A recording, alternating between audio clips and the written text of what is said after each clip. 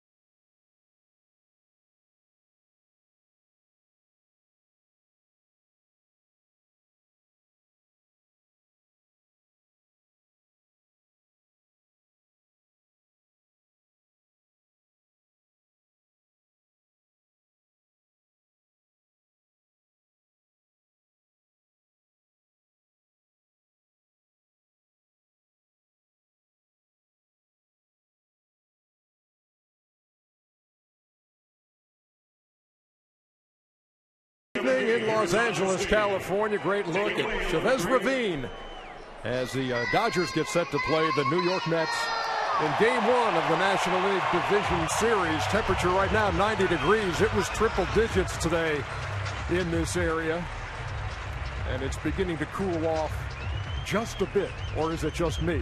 Ron Darling, Cal Ripken, along with me. I'm Ernie Johnson, and boy, this should be something. You know, Ronnie, that pitching matchup, people have looked at this all week long and said, oh, if these two teams meet, Clayton Kershaw, Jacob DeGrom, doesn't get much better than that. You know, you're thinking about it, Kershaw and Greinke are the top of the food chain, and the young Mets pitchers just as talented, but that's where they want to be someday, where Kershaw and Greinke were all year this year. Meantime, Cal, when you look at both of these teams, the Mets had a tremendous month of August. They were 20-8. Yoenis Cespedes, a huge addition to that team. Yeah, Cespedes was the big bat that Sandy Alderson wanted to add. Their offense wasn't producing at all. I think it started with Juan Uribe and Kelly Johnson, and then the big bat was added, and then all of a sudden everybody felt that they could be in their role, and that offense now is quite potent to go with that power pitching lineup that they have. And I know you cannot wait to see this kid in postseason action for the Dodgers. Corey Seager starting at shortstop, hitting third for the Dodgers. Yeah, Corey Seager, I went in there, had to meet him today. Just want to see how big he was. They said he was a big shortstop, and yes, he is. He's about 6'5", 225. I was a little bit surprised that they put him in September in a pennant race, but Rollins got hurt. They inserted him in, and all he did was go ahead and hit 337, and now he's hitting third in this lineup in the playoff game. Well, they brought him up really just to be a defensive replacement, but then he took shortstop position over. Tonight's batting order is presented by T-Mobile. Curtis Granderson leads it off for the Mets, followed by David Wright. There is Cespedes in the 3-hole, followed by Daniel Murphy.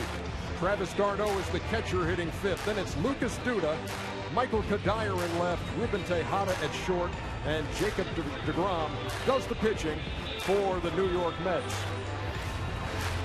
Yeah, here's the defense tonight that the Dodgers are going to put behind Clayton Kershaw. There he is on the mound. He's throwing to A.J. Ellis tonight. And as we move around the infield on the corners, you got Adrian Gonzalez we talked about, Justin Turner, Corey Seager and Howie Kendrick up the middle, double play combination. Then you go to the outfield. You got Jock Peterson in center, Carl Crawford, Gold Glove winner, and Andre Ethier, also a Gold Glover winner in right field. Clayton Kershaw on the mound for the Los Angeles Dodgers. 3 Cy Young awards to his credit, and a great second half as well. Guys, here's the bad news for the Mets. In his last 8 starts, he's 6-0. His ERA is 0.79. But the Mets came here on the day before July 4th. They weren't playing particularly well. They weren't hitting the ball well. They faced Kershaw. They got tied through 7 innings, and ended up beating the Dodgers bullpen. That's the kind of game the Mets are looking for tonight. Remember back at the All-Star break, and people looked at Clayton Kershaw's 500 record, 6-6, said, hey, is this not the same Clayton Kershaw who after the All-Star break went 10-1 with an ERA of 1.31. Curtis Granderson steps in, and we are underway. That ball is hit well to right on the button, but Ethier hauls it in. 1 down. I've never seen a game plan revealed after 1 pitch. The Mets offense already saying, we are not letting a fastball go by. Well, Terry Collins said that you want to work Kershaw. You want to get his pitch count up. And then right away you go out there. You got to hit a good pitcher early in the count. There's no doubt about it. But you got to get a good pitch to hit. Don't swing at his pitch. And that was a good pitch to hit. And here's David Wright. And now he feels like he probably has to take this pitch.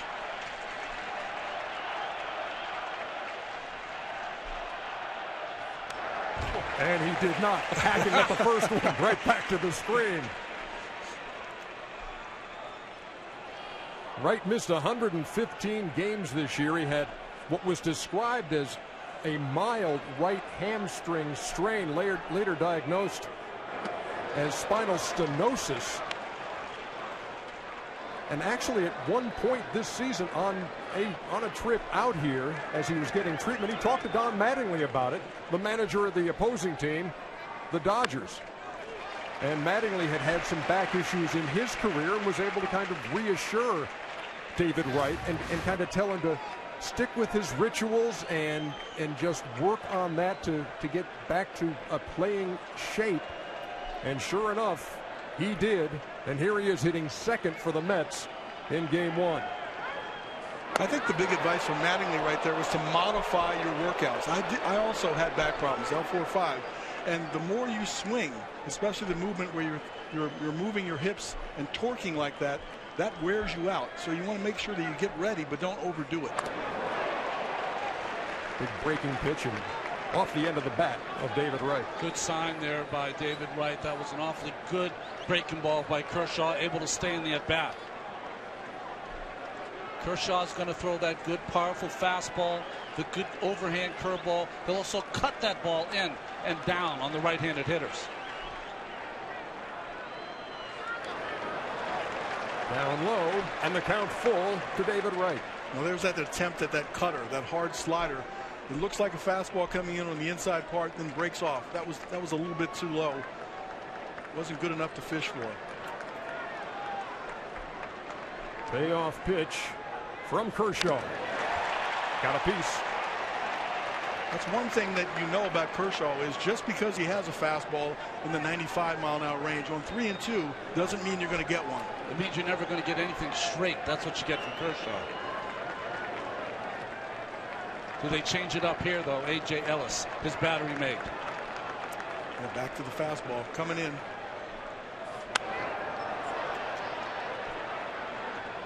Great battle right now. It's that great seesaw. It's a good breaking ball, that good cutter down and in, and then when he thinks he's looking in, then throw that high riding fastball. David still staying in a great at bat.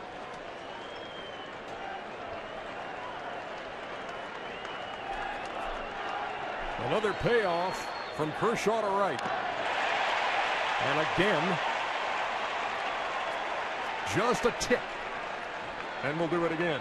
You know, it was interesting before the game. Don Mattingly said that during the season he used Yasmani Grandal and A.J. Ellis to catch Kershaw. Ellis caught Kershaw all last season when he won over 20 games. What he wanted in having Ellis behind the plate, no frustration from Kershaw. He knew they're on the same wavelength. Here comes that slider again. And the battle rages on. I used to love these at-bats right here because you get to feel like you know exactly what his pitchers are doing. Now, the only thing better than is if you make a statement. Hit a ball hard, hit a line drive, get a base hit, then it gives you something else to look for in your second and third at-bat.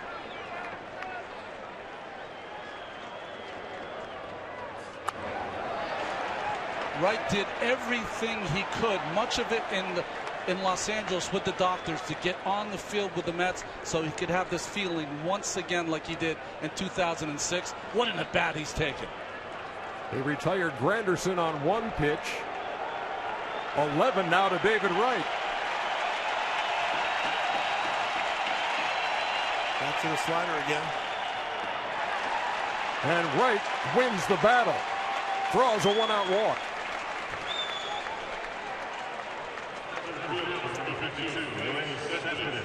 For you folks at home, sometimes you don't understand a walk, how inspirational that can be to your teammates and how frustrating that can be to the starting pitcher. Now if David comes up with guys in scoring position, he has a good idea of what Clayton has tonight. Here's Cespedes.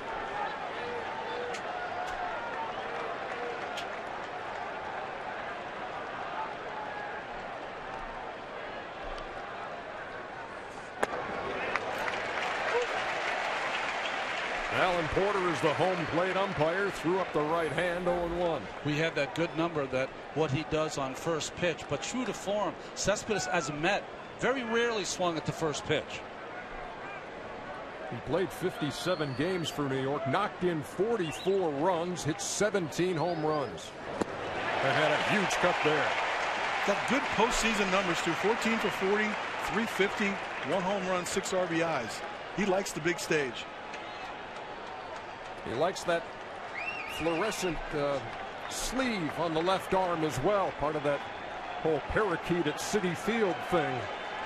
Ball players do that. Crossing guard tomorrow morning. No balls and 2 strikes. Kershaw throws over. I wouldn't expect the Mets to do much on the bases or run. They're a power hitting team. they're not going to make their outs on the bases unnecessarily. Kershaw, though, with 10 pickoffs this year, he has a great move.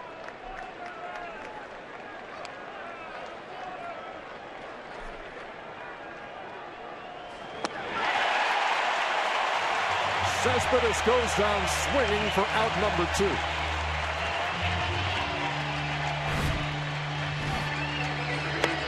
So that the fastball in, first pitch. Here comes that hard slider. I think he made a couple of better sliders to Cespedes. That's the best one right in the end. Looks exactly like a fastball coming in and just breaks down underneath the bat of Cespedes. Great slider right there.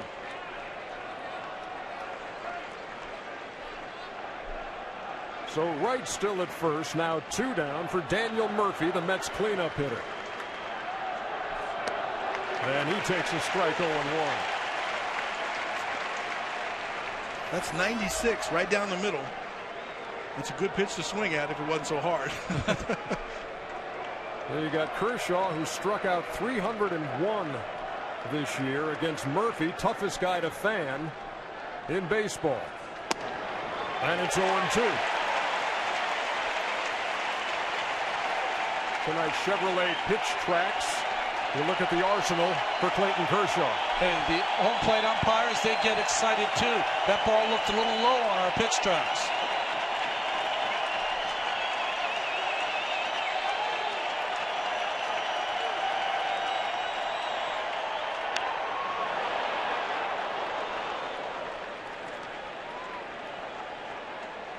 Couple of pitches at 96. Adrenaline's flowing a little bit. Normally he pitches in between 93 95, but he has that little extra when he needs it. I've played in a lot of playoff games here. I've done a lot of games here from the booth. This is the loudest I've ever heard this place this early.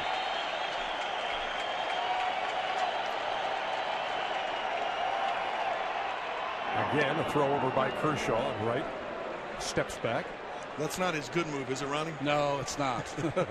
But he's also very quick to the plate because he doesn't really raise his leg. He has more of a slide step towards home.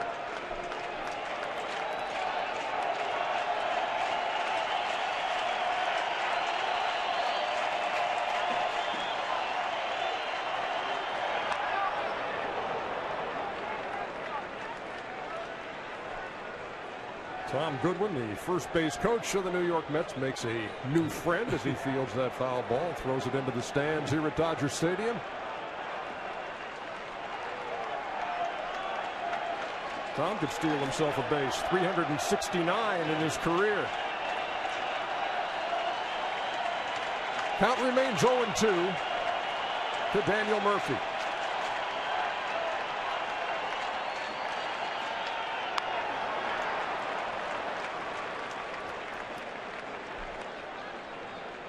Well, the Mets are doing exactly what you were addressing, Cal. Even though Granderson made it out on the first pitch, Terry Collins said drive up that pitch count. You've got to get him up around 100 at least through 6 innings into the 7th. David Wright really battled and worked a walk. Murphy right here is hanging in there. So a curveball and a slider to stay alive. Tried to check, couldn't. 2 strikeouts in the inning for Clayton Kershaw. And now the stage belongs to Jacob DeGrom. Middle of the first, game 1.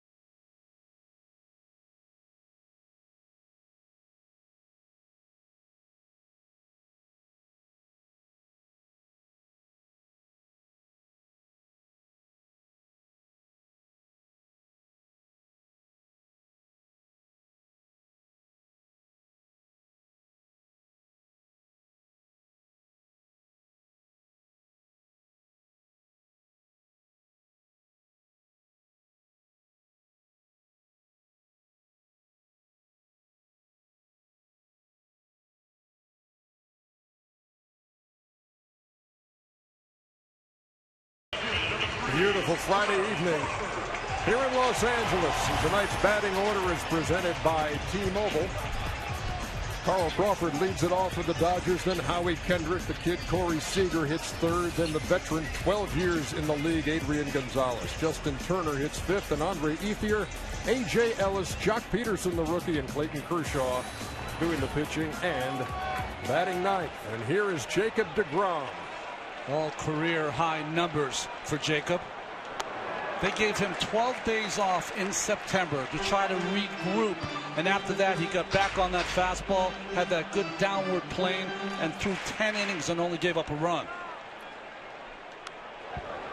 97 miles an hour on the first two offerings to Carl Crawford.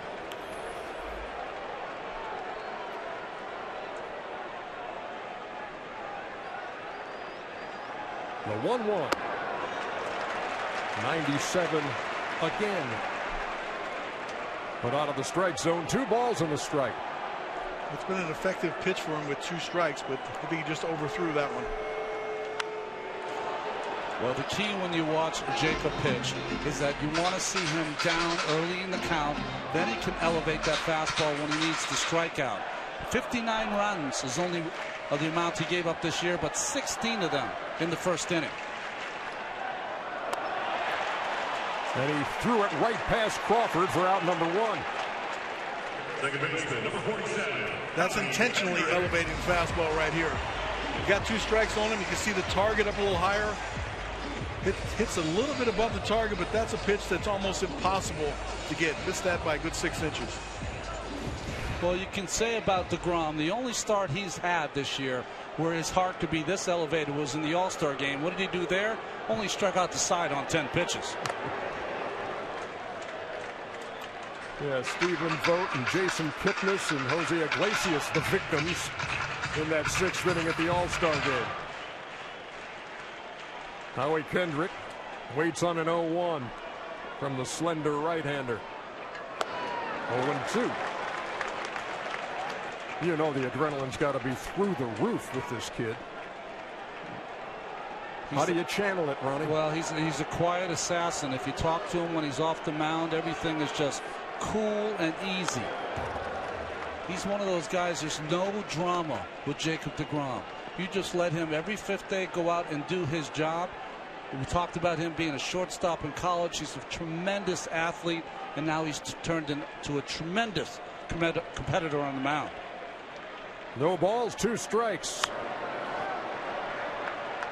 How to play it on the right side. Yeah, I was wondering when we were going to see a breaking ball, because when somebody throws 97, 98 with that sort of explosion, you might not need a breaking ball to the 3rd or 4th inning. That was a slider, stayed over the middle of the plate at 93. Well hit, base hit to right. Kendrick just reached out and rifled it into right field. 4th member of our crew is Sam Ryan, who's on the field. Sam.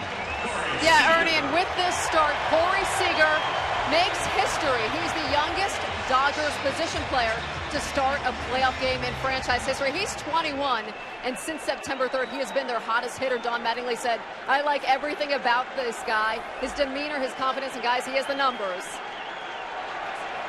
337, 4 home runs, 17 runs batted in for a guy who made his debut on September 3rd. Takes a breaking pitch over 0-1. Yeah, a little respect for that young guy. First pitch slider, even though you got a 98-mile-an-hour fastball. What do you remember most about your first postseason start? I didn't need to shave.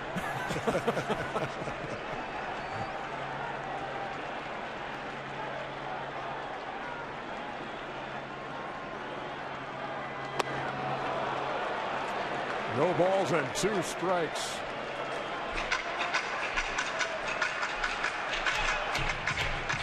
There's Jimmy Rollins, of course, who came over from Philadelphia and who saw Corey Seager play so well that he took that starting shortstop job away.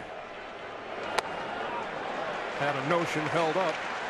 A ball and 2 strikes. Seager reached safely in his first 21 games, which was the longest streak in LA Dodgers history. Junior Gilliam did it in Brooklyn 24 in a row back in 1953, but in LA Dodger history, it was a record for Corey Seager. You just saw a throw over to first base. If you're looking at home and watch the catcher's position, many times they move inside. That kind of gives away the pickoff play. In case the hitter takes a glance down to see where he was, it always seems to be inside. Now he's going back away again.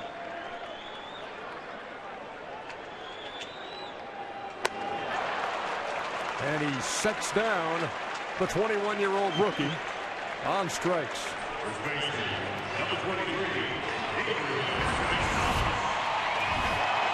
He starts him off, as I said, with a breaking ball, gets ahead on this pitch, and then haven't seen a fastball yet, had a little run to it, half swing, lays off the high fastball, and then comes back and cannot lay off that one. Strikes him out with a high 90s fastball. And now he faces one of the best all-around hitters in baseball in Adrian Gonzalez. Power to all fields, can really handle the bat, and it's hit .375 against DeGrom with a couple of home runs.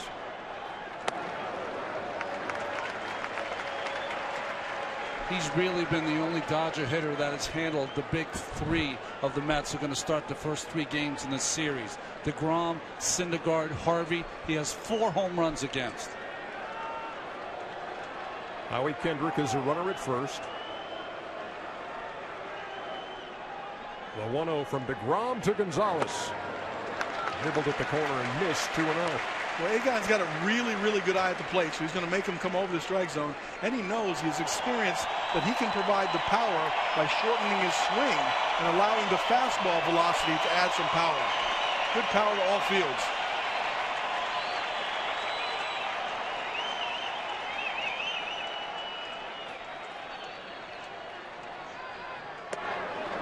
Missed again, 3-0.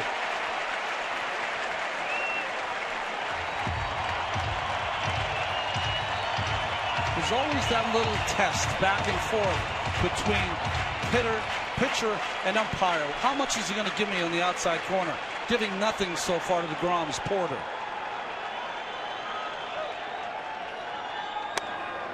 Takes a strike, 3-1. I think DeGrom remembers that he took him deep twice, so he's being extra careful, trying to stay out there on the outside edge.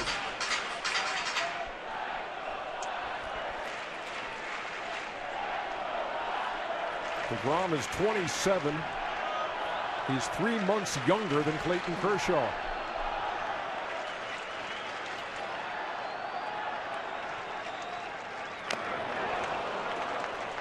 Three and two. That was a 3-1 slider at 90 miles an hour. And if that flattens out, that becomes a mediocre fastball. I mean, for him, his slider is as good as many people's fastball. But after 4 straight fastballs, that's a pretty good pitch, 3-1. You said they're both 27 years old. DeGrom a little younger. His career got started a little later because of Tommy John. Kershaw 114 wins. DeGrom 23. Kendrick will be on the move at first. There he goes. And Gonzalez goes down swinging. DeGrom allows 1 hit. Strikes out 3. We're heading to the second.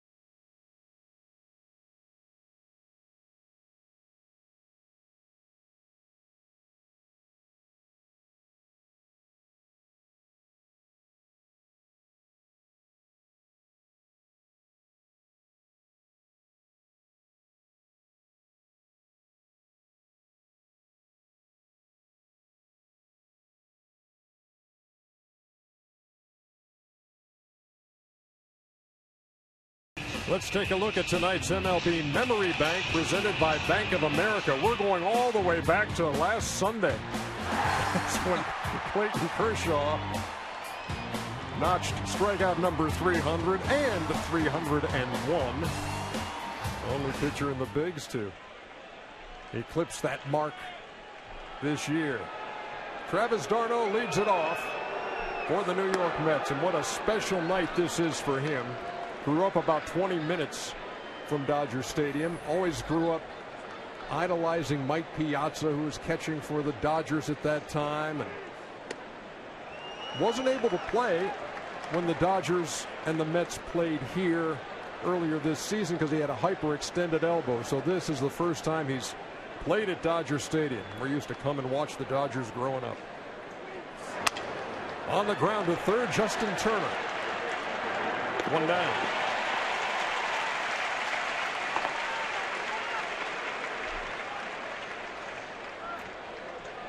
First baseman number 21, Lucas Duda.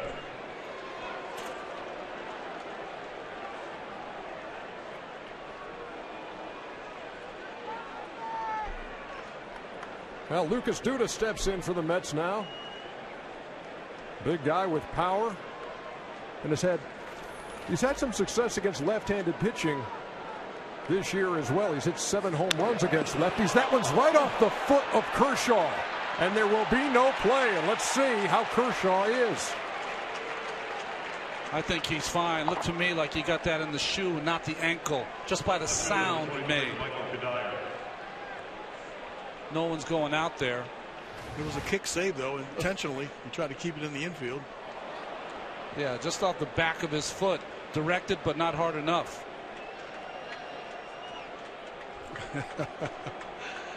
It was interesting. Egon could have got to that ball, but he couldn't have stepped on first base. So he was trying to get Kershaw to come over and him stay at first base. Another first pitch swinging by the Mets. Now here's Michael Kadire.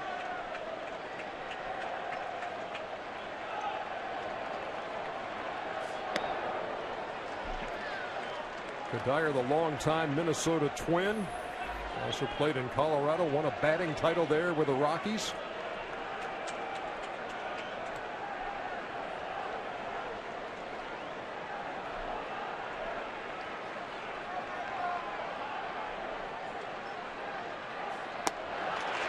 A ball and a strike. Kadire was asked, does it help if you've seen Clayton Kershaw a lot of at-bats? He goes, not really. Yeah, he's had 16 at-bats with moderate success. He's got 4 hits.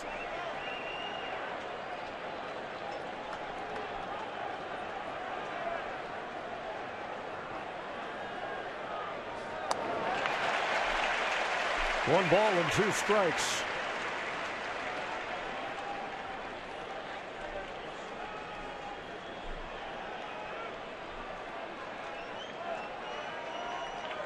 Kershaw's swing and miss percentage has gone up to nearly 33% in 2015. And there's another one to Kadire for the second out. And that sequence shows how good Kershaw is. He throws really 2 bottom sliders that he misses for 2 strikes, and then comes back with an off-speed breaking ball that has the perception of the slider. But it gets fooled by the break and by the speed of this pitch. You very rarely see in baseball the 12-6 curveball. Kershaw owns it. And back to that stat provided by our ace stat man Hal Galima. 26% or so in 2013 swing and miss percentage, up to 28% in 2014, and up to nearly 33% this season for Clayton Kershaw. Usually it goes the other way, doesn't it? You start to learn how to get outs earlier, and they make contact. Save yourself a few pitches. Could he be getting nastier as he goes? You see, when he goes into the stretch, the arms straight over his head. Says that's to so he remembers to breathe.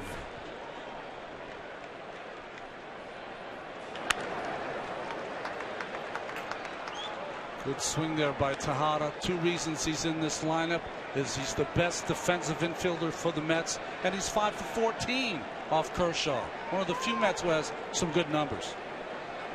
And every time you start looking at a list as you get ready for a game and say, okay, what are this guy's numbers? Okay, you write down a lot of 1 for 10s, 0 for 7, 1 for 10, and then you say, oh, is that for real? 5 for 14 for Tejada. Indeed it is. The 0-1. No balls and 2 strikes. Kershaw with 3 strikeouts here in the early going. And again, they're on their feet here at Dodger Stadium.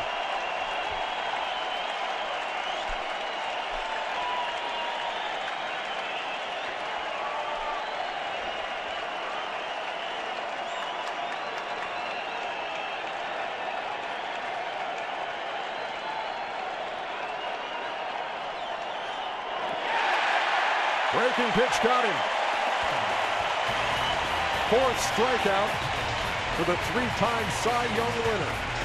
We head to the bottom of the 2nd.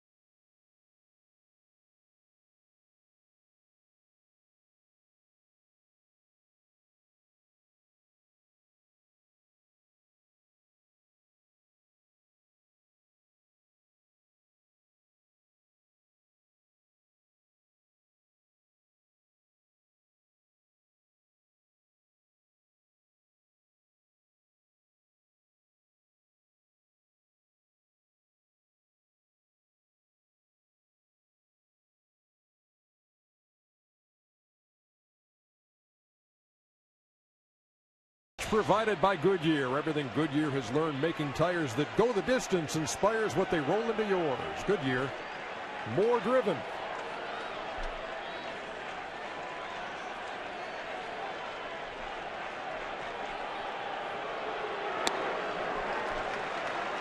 Justin Turner leads it off here in the bottom half of the 2nd against Jacob DeGrom. Turner spent some time in the Mets uniform. In fact, you never know what events will transpire. When he was with the Mets, he was teammates with Marlon Byrd, who really worked with Turner to try to hit the ball in front of the plate more, produce a little more power. He was just then a utility player. Through 2014, he had 15 home runs and over 1,000 at-bats. And this year, 16 home runs and 385 at-bats. Big difference. 1 ball, 1 strike pitch. Down low, 2-1. Sometimes hitters interpret letting the ball get deep, not to let the full bat speed get out there. So when you hit the ball out front, that's your optimum point of contact where the bat is flying the fastest.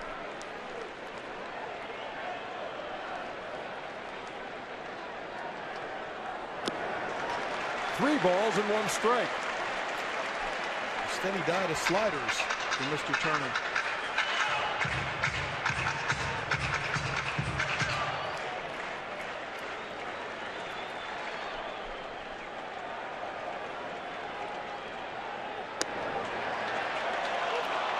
Turner thought it was ball 4.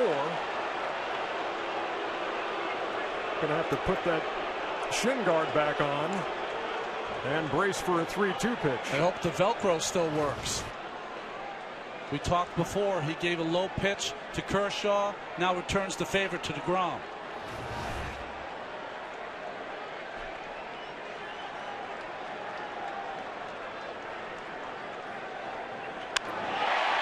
To left. Ball's well hit, and it's going to be off the wall. That's going to be a double for Turner on a ball that appeared to be right in the sights of Michael Kadire, but it took off over his head.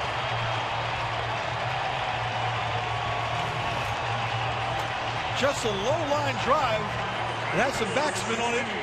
Kadire starts in a little bit, then they can't get back to the wall.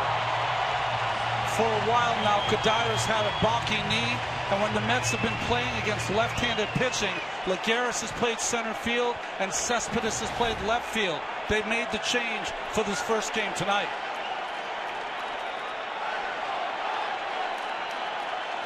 So a runner in scoring position here in the second.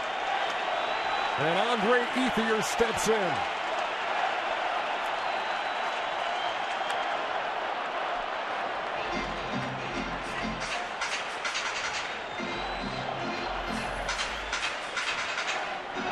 Like as a hitter, you're saying to yourself, okay, let me just pull this ball to the right side. He's throwing 98 miles an hour. Yeah, I was just going to speak to the productive out, trying to get out there and cut down on your stride, use your wrist a little bit more to pull this pitch.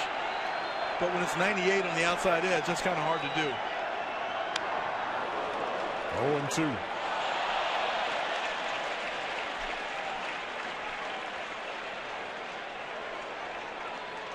Ethier has gone through a lot in the last couple of years as a Dodger. Got lost in the shuffle, really, once Yasiel Puig established himself as kind of a fourth or fifth outfielder. Now back in the role he likes best, starting. Turner with a lead at second, the 0-2. Breaking pitch missed, a ball and 2 strikes. Yasiel Puig is on the Dodger roster. It's been an injury-plagued season for him. Ethier getting the start in right field tonight. Hasn't had that many at-bats, so Don's not prone to playing. Probably starts him against the lefty in game 4. But pinch run, pinch hit, he can still make a lot of things happen. Ethier waiting on a 1-2 from DeGrom. And the count even. 2 balls and 2 strikes.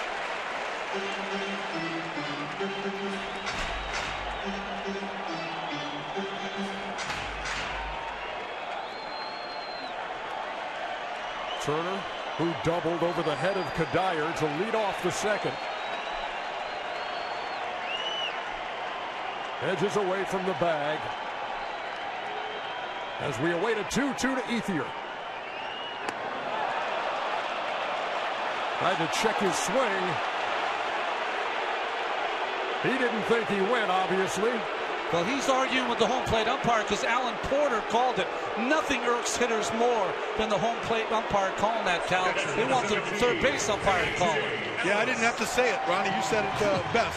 He might have gone right there, but again, my contention is that that's why the umpire's down there at the third baseline to call that check swing. It's so difficult to look at a 98-mile-an-hour fastball, concentrate on it to see where the pitch is, and then take your eyes off of it and see the swing. You're only seeing part of the swing. Here's A.J. Ellis. In a little bit tight, 1-0. AJ, one of the great characters of the game, but he's been producing at the plate since July 1st.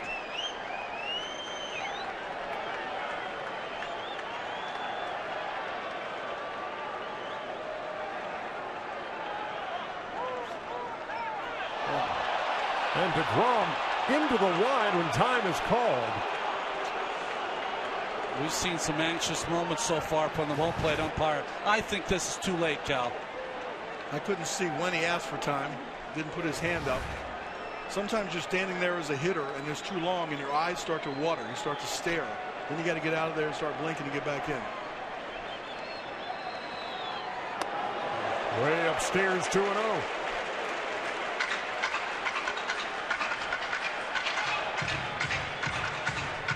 Ellis has got some pop and a pretty good fastball hitter. I believe he's going to get one right here. Well, left-handed hitters so far against DeGrom, 0 for 4 with 4 Ks. Right-handed hitters are 2 for 2 so far.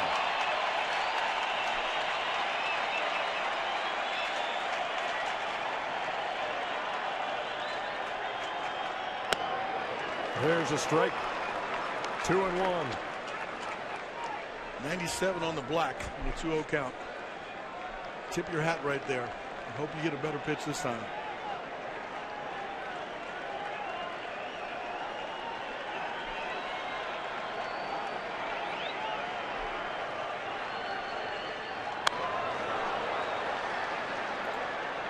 Count remains 2-2. With the 34-year-old Dodger catcher. And his reputation has been a guy who can really work counts, sees a lot of pitches.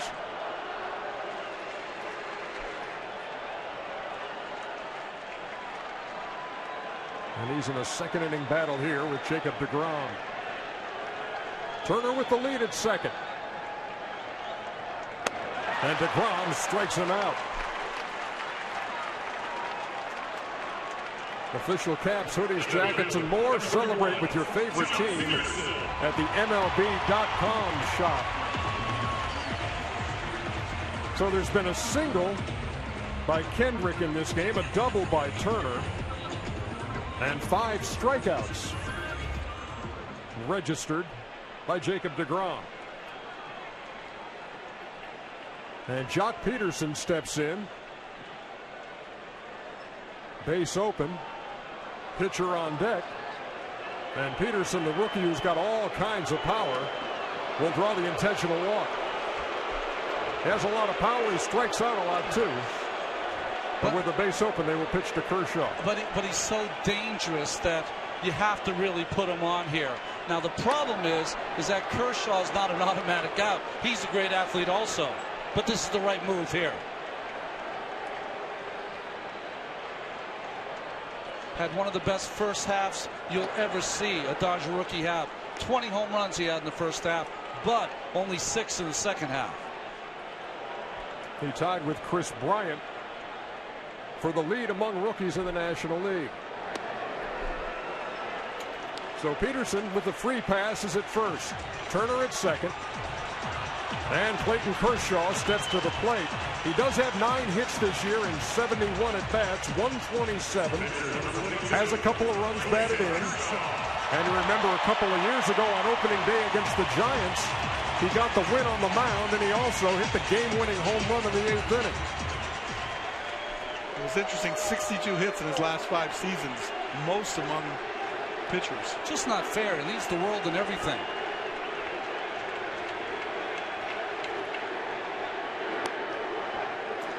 How about that? Ultimate respect. First pitch curveball. We've seen a slider at 93. We've seen a fastball at 99. And he throws a curveball to Clayton Kershaw on the first pitch at about 84. This began 2 hitters with a curveball. Adrian Gonzalez and Clayton Kershaw. Quickly ahead, 0-2.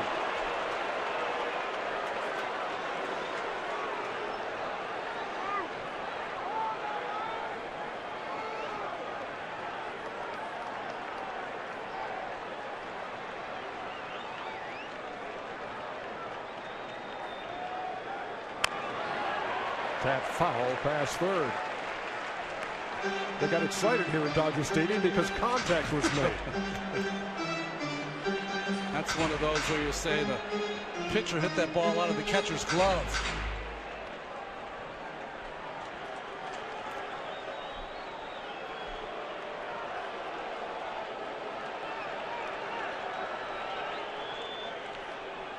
And a beach ball has gotten loose near the left field line. 2 outs, 2 strikes, so the runner should be off as Kershaw starts to swing. Get the benefit of getting a good jump here. You go on the swing, you don't go on the contact.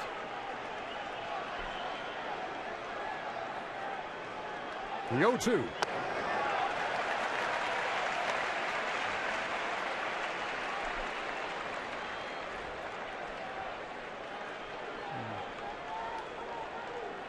A 25-pitch inning with this next delivery for Jacob DeGrom.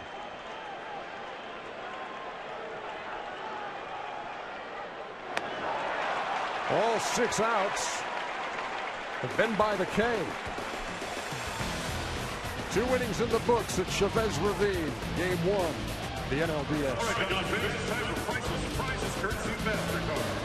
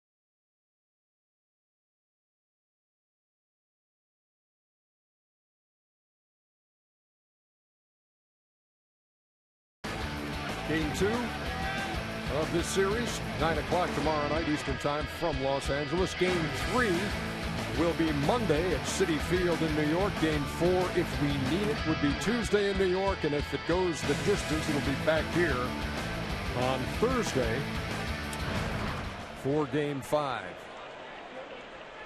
Top of the third.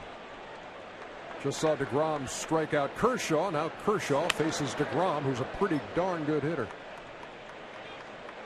Shockingly, against left-handed pitching, he's batting over 300. Jacob DeGrom. Said it before, former shortstop at Stetson. First 2 years, shortstop, third base, and then converted to a pitcher. 186, 11 for 59. Has 4 RBIs this year.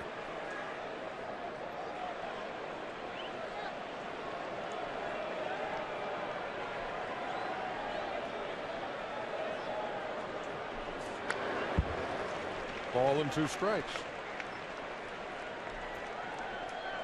Yeah, he's got a popular stance nowadays, an open stance, but he's a little bit more open than normal, but looks really hitterish. You got to bring that front side back when you start out in that position. Watch, he starts to get really wide. Good balance as a hitter, though. You can see why he's had success at the plate. The idea on the open stance in general is just that you get a better look at the ball from the start.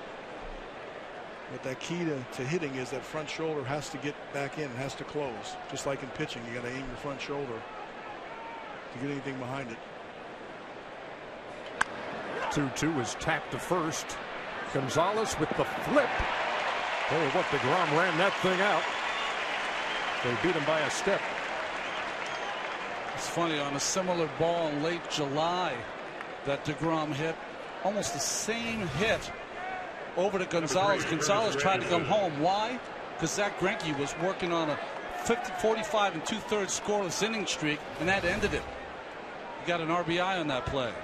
Well, it almost looks unusual when you see a pitcher hustling down the line. They tell the pitchers not to run fast, right? They kind of run slow so you don't injure your legs. It's more valuable on the mound. Some of these guys feel like they're one of the 9 athletes. I love to watch it. Here's Curtis Granderson, who swung at the first pitch of the game, which probably took the Dodgers by surprise. He hadn't done it in his last 72 plate appearances. I never want to play poker against Curtis Granderson. Boy, that's a tantalizing breaking ball, and somehow it is ball 1. Count is 1-1. Granderson watched it float over, but out of the zone. 2-1. Set a career high this year with 91 walks. I asked him recently how long did he know before the first game of the season that he was going to be the leadoff hitter. He said about 4 hours. Tried to check, couldn't hold up. 2-2. He's a different player than when he hit back-to-back 40 home run seasons with the Yankees, but he had one of his best career seasons this year for the Mets. Had 26 home runs, knocked in 70. Among the leaders in runs scored with 98. Just a little blooper that is going to fall in shallow left field.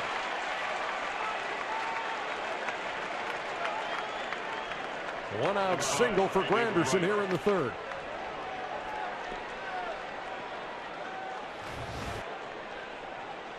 Looks like he fought off a breaking ball here, stayed on top of it.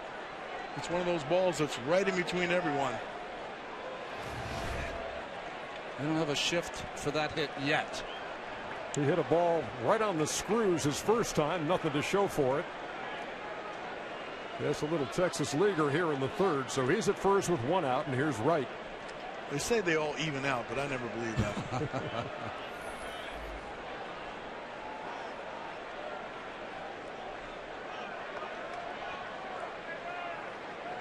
Again, that elongated stretch by Kershaw, and then to the plate.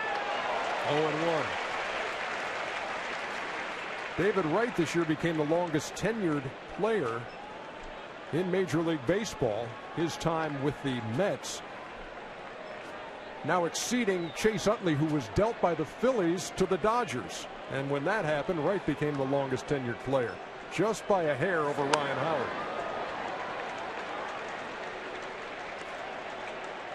He's been the face of the franchise, Ronnie, and a solid citizen and pretty darn good baseball player, especially when healthy. And when they added him, when he came back in August, captain of the ball club, there were a couple of things that he's had to take care of down the stretch, and he's taken care of them in a great way. He's behind in the count, 0-2.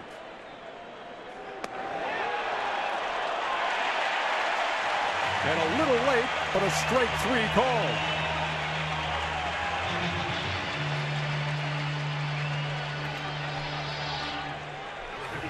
That's a backdoor slider right here. David Wright says, no, that didn't come back to the outside corner.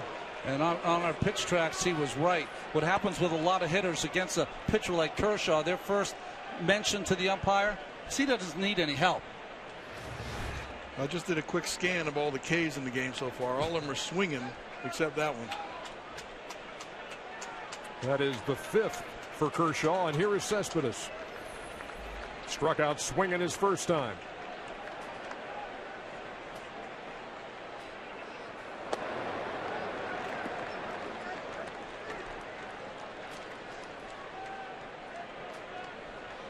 See the 3 infielders on the left side as Don Mattingly's Dodgers employ the shift against Cespedes. This is the first time I've seen this kind of shift used against Cespedes. Makes me feel as though they're going to try to pitch him in and tight, especially with that slider or fastball up out of the strike zone. Anything down to Cespedes, though, that is his power area.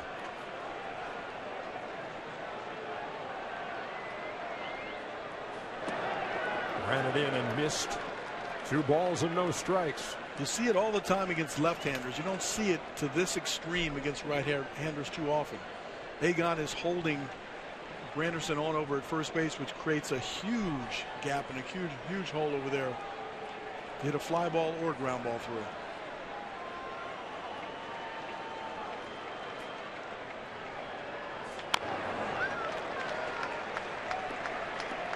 Cespedes, between the Tigers and the Mets, hit 35 home runs this year, knocked in 105 runs.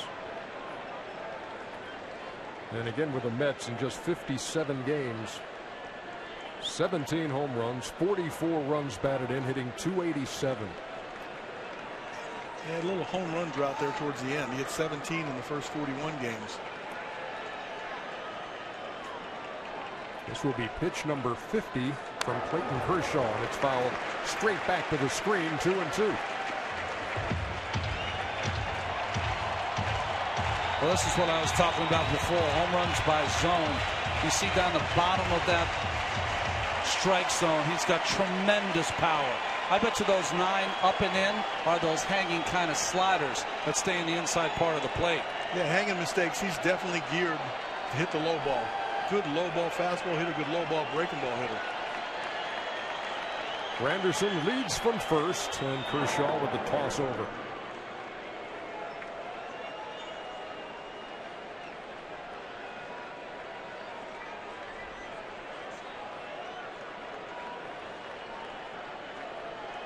.55 pickoffs. Don't expect him to go here.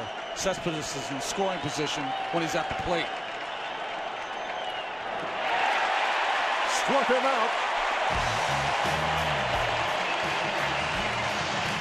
Strikeout number 6 for Clayton Kershaw. Jacob DeGrom has struck out 6 through 2. Here comes out for the bottom half of the 3rd in a scoreless game.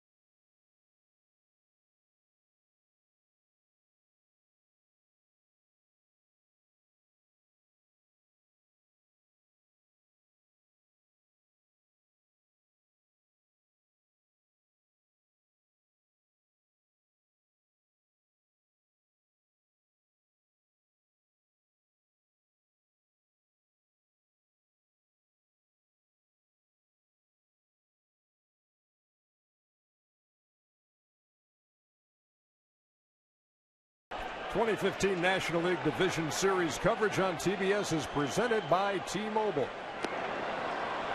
Carl Crawford a swing and a miss here in the bottom half of the third against Jacob DeGrom, who has struck out 6 through 2 innings.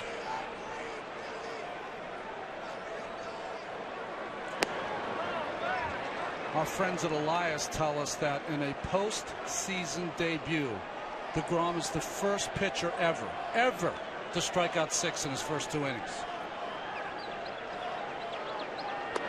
Along the way, he has also allowed a single, a double in the second, and walked Jock Peterson intentionally to get to Kershaw, who he struck out to end the second.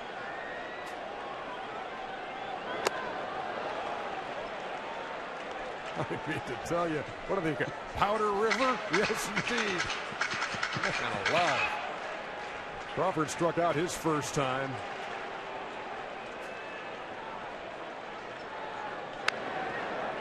A little pop-up. Who wants it? Tejada squeezes it. 1 down here in the third. Number 47, Howie Kendrick. I remember saying when we were a kid, when everyone on both sides was striking out like this, you'd always say, hey, someone's got to take the donut off. Here's Howie Kendrick. He singled in the first. Swings at the first pitch and grounds it to Tejada. And he throws to Duda. And quickly 2 up and 2 down. A look at the upcoming MLB postseason schedule. Tomorrow on TBS, you got the Cubs and the Cardinals as St. Louis holds serve in that one 4-0. Mets and Dodgers here from LA to follow. Coverage begins at 5 o'clock Eastern with MLB postseason pregame on TBS presented by Chrysler. Sunday MLB Network has the Royals and Astros now tied at a game apiece. That fly ball to left field got really confusing for Kadire. Was right down there by the line.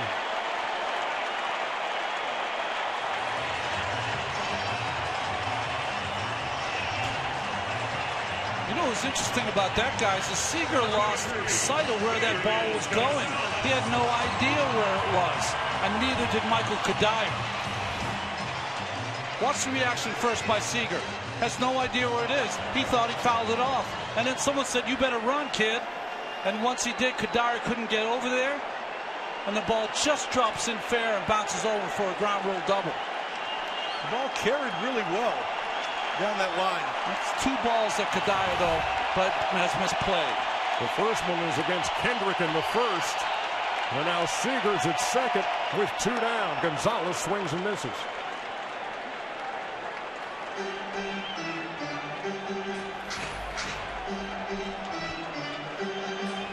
Between a rock and a hard place here. You're facing a guy that's hit 2 home runs against you. You have a base open. You're facing Kershaw, but Turner behind Gonzalez already has a double against you. Gonzalez struck out his first time and grounds this one foul up toward first. Lagon came up aggressive after the first time. He got blown away with a 99-mile-an-hour fastball. He decided he was going to get a little more active early in the count. Well, like all good starting pitchers, opponents are only hitting 145 with 2 outs with runners in scoring position off DeGrom.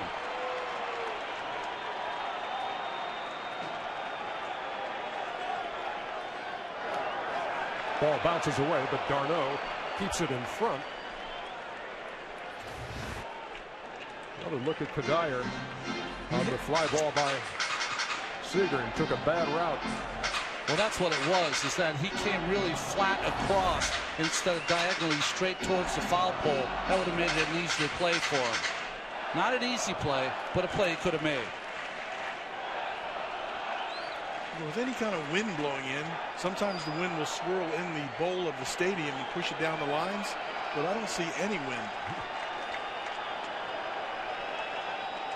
DeGrom trying to pitch around it.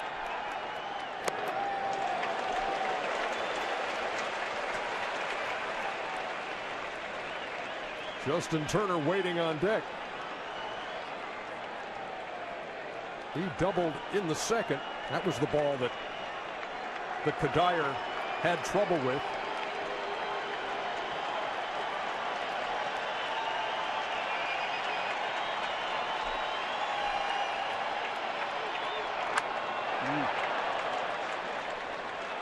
Well, that was a good swing there by Egon. That was a perfect backdoor slider right on the corner, still able to foul it off. And I gave DeGrom's numbers. Adrian Gonzalez's numbers are fantastic with runners in scoring position.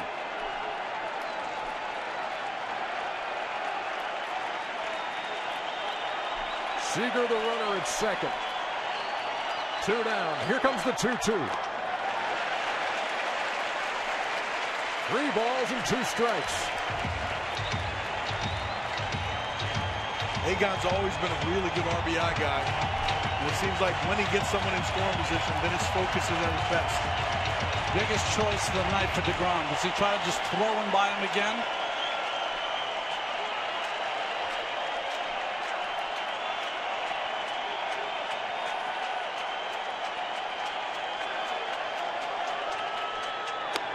He struck him out.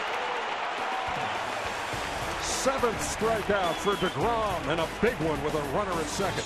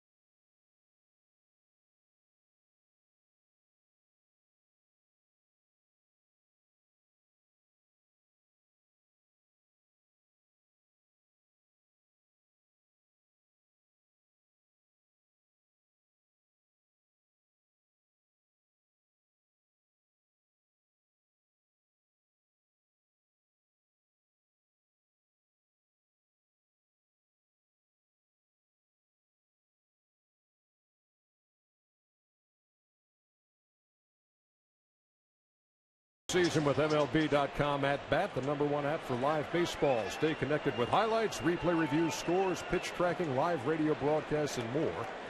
Download the At Bat app today. Top half of the 4th.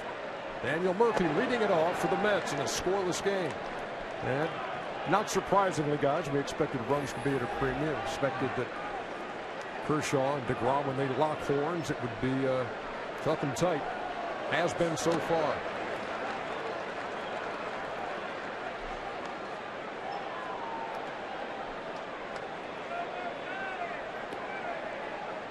Murphy struck out his first time.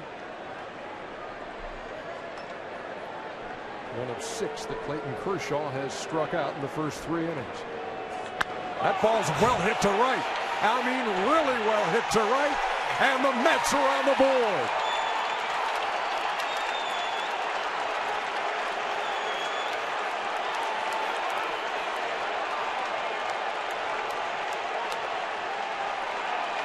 Daniel Murphy with a rocket into the Mets bullpen in right field.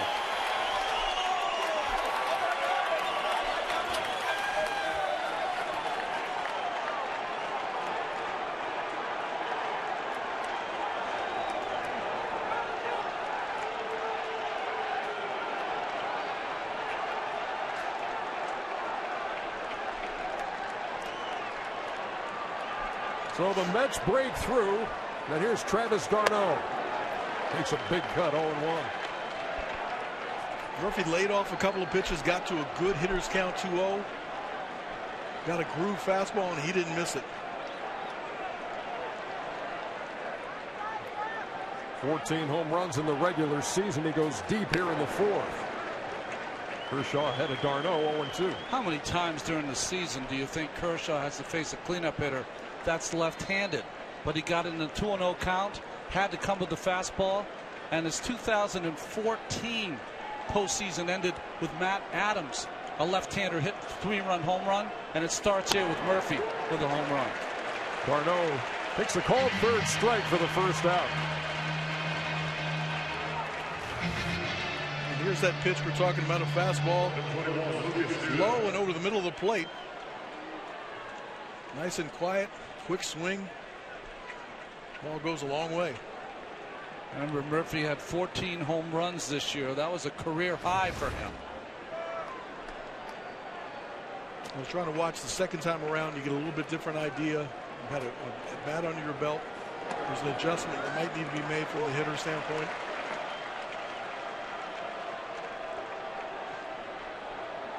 No balls, 1 strike to Lucas Duda, who singled his first time. It was right up the middle, and Kershaw stuck out his foot. Kept the ball in the infield, but there was no play.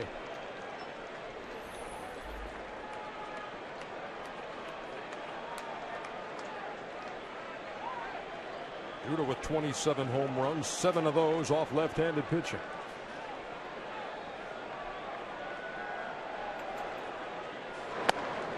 Hard season to fathom for Lucas Duda.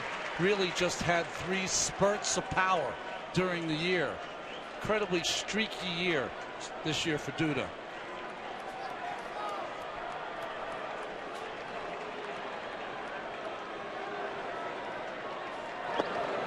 Breaking pitch on the 1-2 missed.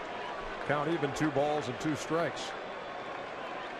Good power to all fields, though. When he was in his streaks, or one of those 3 streaks, left center field, center, right center field, it doesn't matter.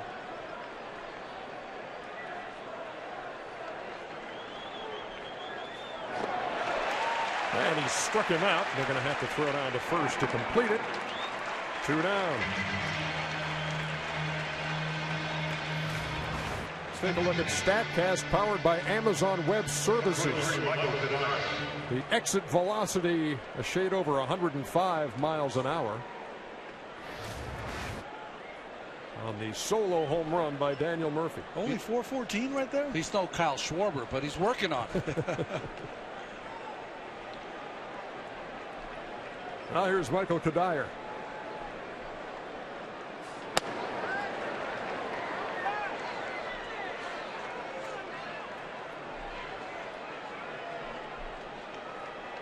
Kadire hit 244 before the All-Star break, hit 302 after the break. And a couple of years ago, hitting 331, won the National League batting crown with the Colorado Rockies. Breaking pitch in the air to center. Jock Peterson for out number 3. But the Mets draw first blood. Daniel Murphy got one he liked. 1-0.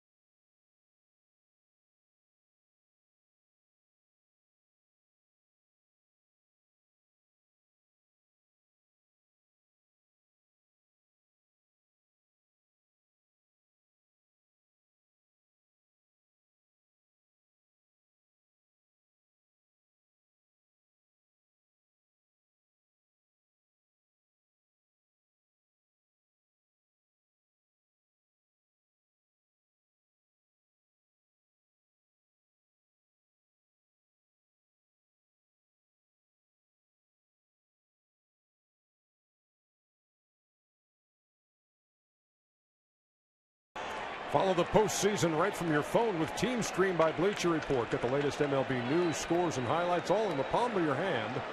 Download Team Stream on the App Store or Google Play today. Bottom half of the fourth inning, and Justin Turner leads it off. He led off the bottom half of the second with a double over the head of Michael Kadire in left field. But the Dodgers could not chase him home. I like how DeGrom is mixing in his changeup. You know, a lot of power early in the a lot of fastballs, and now the second time around he's starting to pitch a little bit and introducing an off-speed pitch that looks like the fastball. Yeah, early on in the game he looked like he was trying to strike out the world, which he was doing. But the most important thing is here your shutdown inning for a good starting pitcher. His ERA is 1.72. You want to get your hitters back in the dugout after a big home run by Murphy. Well, that big strikeout on Egon was off a changeup on a 3-2 count. A 1-2. Line drive left field, base hit. Turner is 2 out of 2.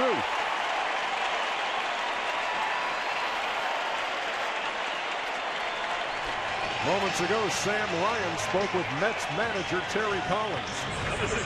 Terry, Daniel Murphy giving you guys the lead, and you're getting those at-bats against Kershaw, as you told us earlier.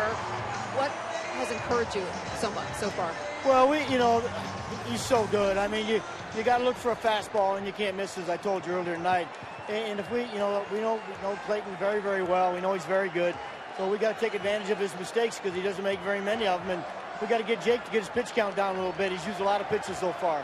How much with Jacob is it the adrenaline out there? Well, a lot of it. He's all keyed up. You saw it in the first inning. But, I think he's kind of settling into his game right now. Thanks a lot, Terry. You bet. Andre Ethier takes a ball outside. It's 1-0. Dodgers have had a runner in scoring position in the second and third, but have not scored.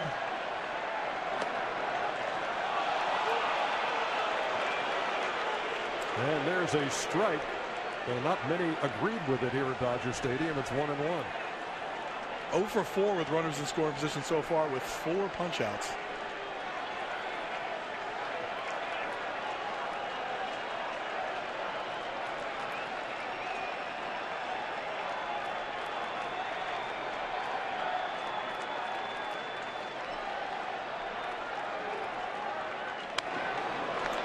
Ethier had a good cut, followed straight back. A ball and 2 strikes. You know, that interview Sam Ryan had with Terry Collins reminds me of our trip around the American League postseason last year when Ned Yost had managed 1,734 games before getting to the post. Terry Collins, 1,688 games managed, and this is his first postseason game. Oldest manager in Major League Baseball at the age of 66, and is, again, as Ron points out, first time in the postseason, and his Mets have a 1-0 lead here in the fourth. And he fooled Ethier for the first out. For 17, A.J. Ellis.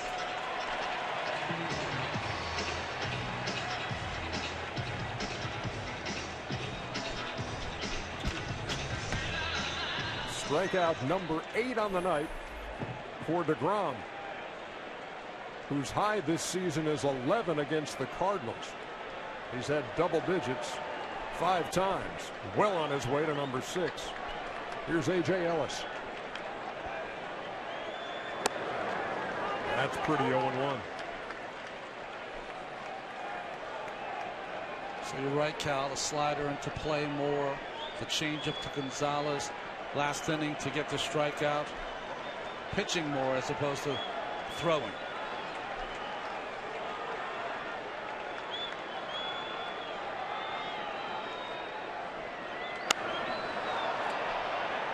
In the air near the Mets dugout, not a play. No balls and 2 strikes. He has a good 4 pitches. Really good curveball. Terry Collins was saying he's probably going to get to use the curveball more, because when you throw that slider off your fastball, sometimes if you don't get the break on it, leave it over the plate, it's a hittable long distance pitch. That curveball will at least fool you by the speed and get you out in front. So the difference in 98 and 84 get you out in your front foot, and it doesn't hit the barrel of the bat.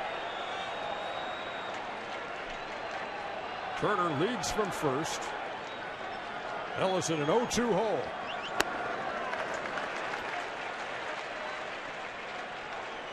You saw that sign there. That little pinky away by Darno means he wants his pitcher to throw a dart. Just try to catch that corner. DeGrom missed.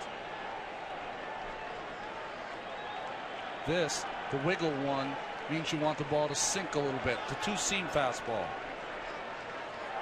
Still setting up away, though.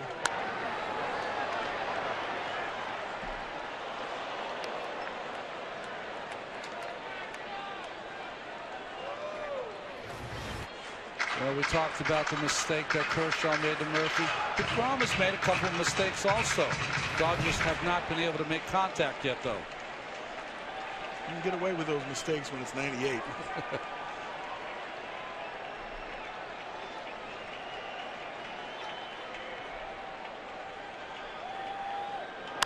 The 1-2 into right center field, base hit. Turner will hold up at second. 2 men on with 1 down here in the 4th.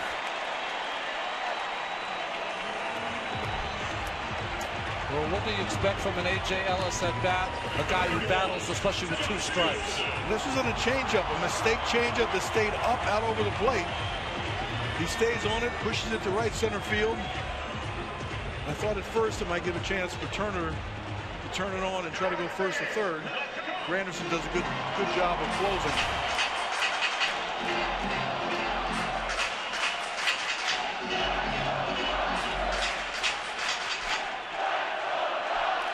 Third straight inning that the Dodgers have had a runner in scoring position, trying to cash in here in the 4th.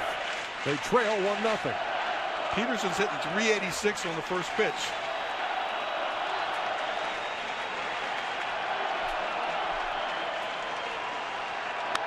Swinging at the first pitch here. Fly ball to left. Kadire on. And he squeezes it for the second out.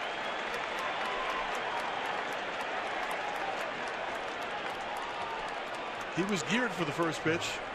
Just popped it up.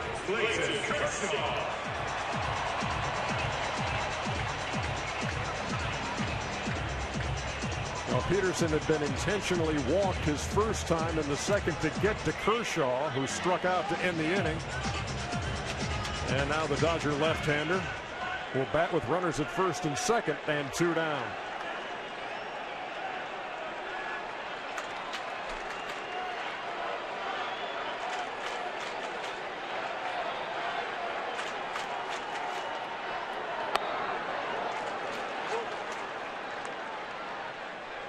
A strike at 96. 0-1. Look at that. He got that change-up grip that he holds behind his back and then changes in his glove if he wants to go to the fastball. Yeah, it's interesting you pick up on that. You want to load it up as a changeup, because if you load it up as a fastball and then you try to change your grip, sometimes you tip the pitches to either the base runner or the guy at home plate because you move your glove and widen your glove. So it's good to start with the pitch that's most difficult to grip.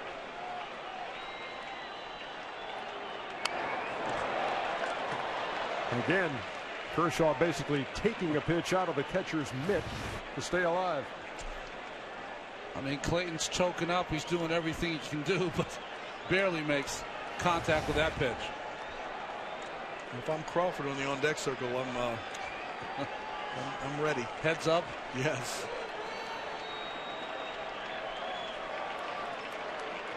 Runners lead from first and second. Kershaw trying to help himself out here in the 4th, and that's downstairs. You don't expect a hit from Kershaw off DeGrom, but the only real outfield arm you have is Cespedes in center field, and he's got one of the best in all of baseball.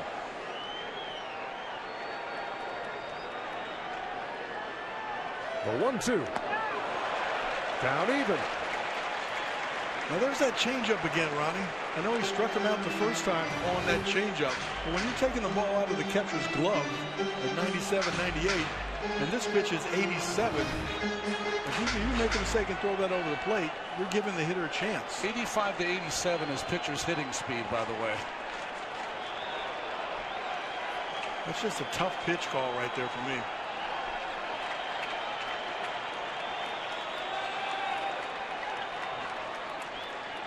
Little gamesmanship, and nicely done by Kershaw. Timeout.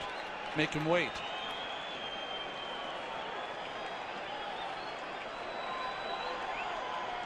Turner at second, Ellis at first. Kershaw waiting on a 2-2.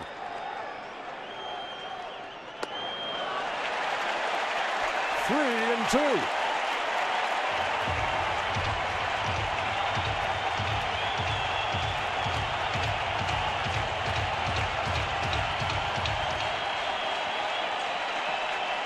Runners will be on the move from first and second. See if Kershaw can put it in play. To center field. Cespedes has a long way to go. Back at the track, and he hauls it in. Kershaw gave it a ride. But Cespedes able to make the catch. It's a 1-0 game as we head to the fifth.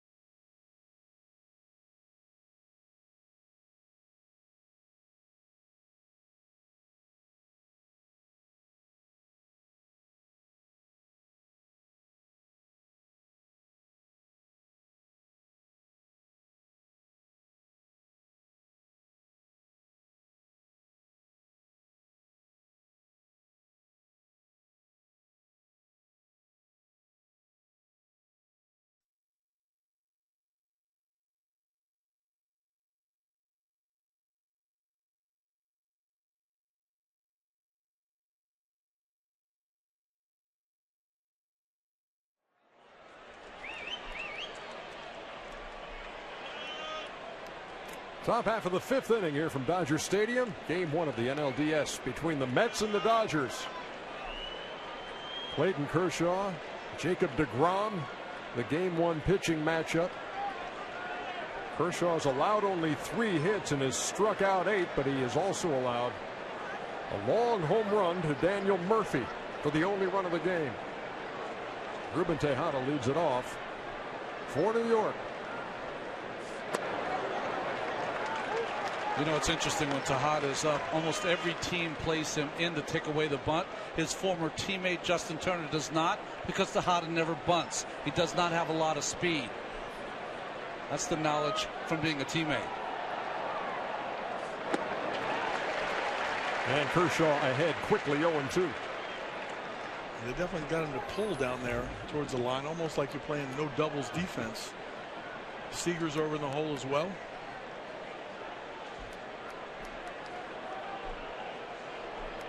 Eight, 9, and 1 due for the Mets here in the 5th. And there is strike 3 called.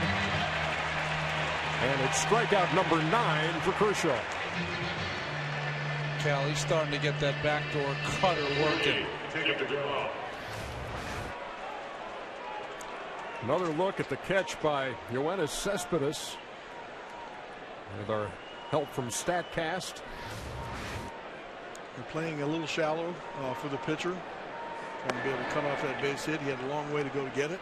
Made it easy. Almost pulled a Bo Jackson and climbed the wall. That would have been a little over the top. Here's DeGrom. You know Bo Jackson ran up the wall in Memorial Stadium, don't you? He did. It was against us. Yeah, we saw that firsthand. And then we went out to the wall the next day to see if we could do it. and we all got scared.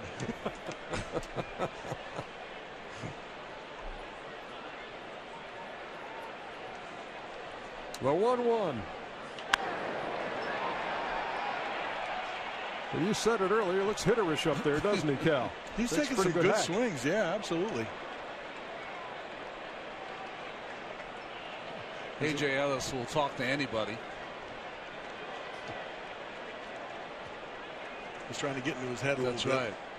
Both as a hitter and DeGrom as a hitter.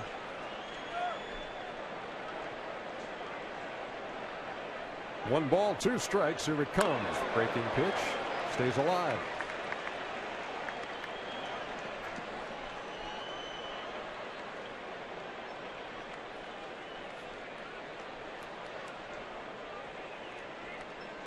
.72 pitches as we play here in the top half of the 5th for Clayton Kershaw. I was trying to remember what Terry Collins told us in our pre-manager meeting. If Kershaw's got 70 pitches in what inning, we're in trouble.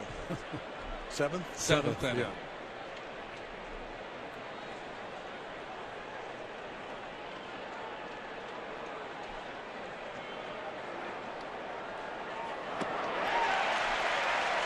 Strikeout number 10.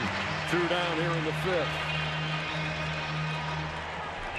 A backup slider or a changeup right there, Ronnie. An interesting pitch he threw there. The first time we've seen that from Kershaw. 90 miles an hour, though. His season high in strikeouts is 15. He's had double digits 13 times. And he has it again here tonight.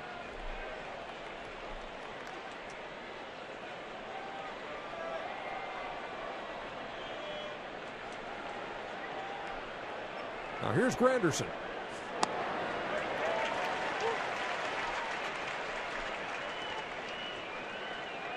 There's that first pitch fastball take from Granderson.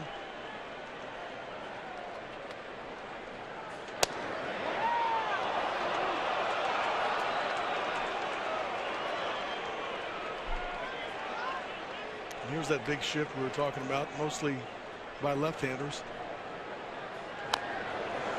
Remember, in that shift, they moved Justin Turner to the third baseman on the right side of second base because Corey Seager has played shortstop and some third base in the minor leagues before he came up. More comfortable on the left side of the diamond. I think, too, if you're not used to making all those shifts, you keep him in a position where his responsibility is still to chase the fly balls behind him. It still feels like short to him. Right up the middle, a bullet by Granderson.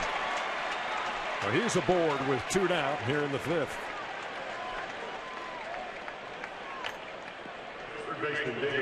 Granderson 2 out of 3. I thought I saw Granderson say the good one there. That was a bullet. He was right. He was.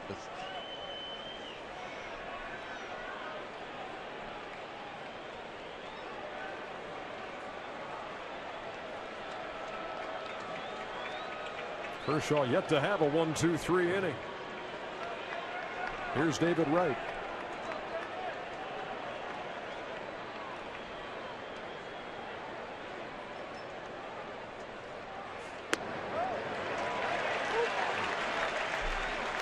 Again, Wright arguing with home plate umpire Alan Porter, telling him that ball is down.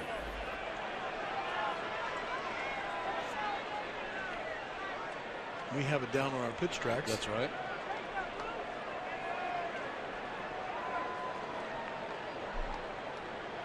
When you're locked in these kind of games against these kind of pitchers, you can't afford anything close to go against you.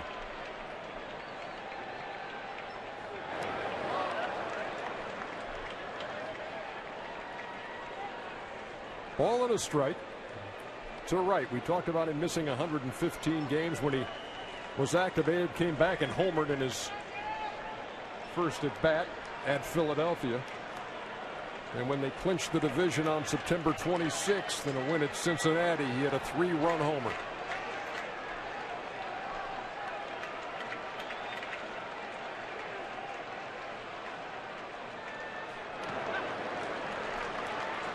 So when you look at what's going on so far in this game and you look at the 4 hits for the New York Mets against the left-hander Clayton Kershaw, they've all been by left-hand hitters. I would think left-handed hitters, especially in the fastball, it's over the top. It's not like 3/4.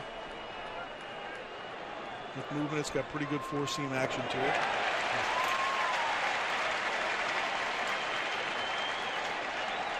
You know, you try to tell yourself, don't swing at pitches out of the strike zone. But why do you chase? Because he gives it the appearance it's a strike and then bends it out of the strike zone.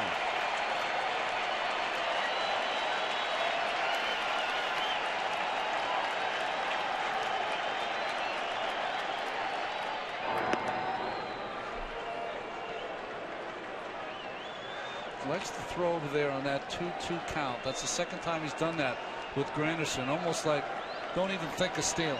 I got to concentrate on this pitch.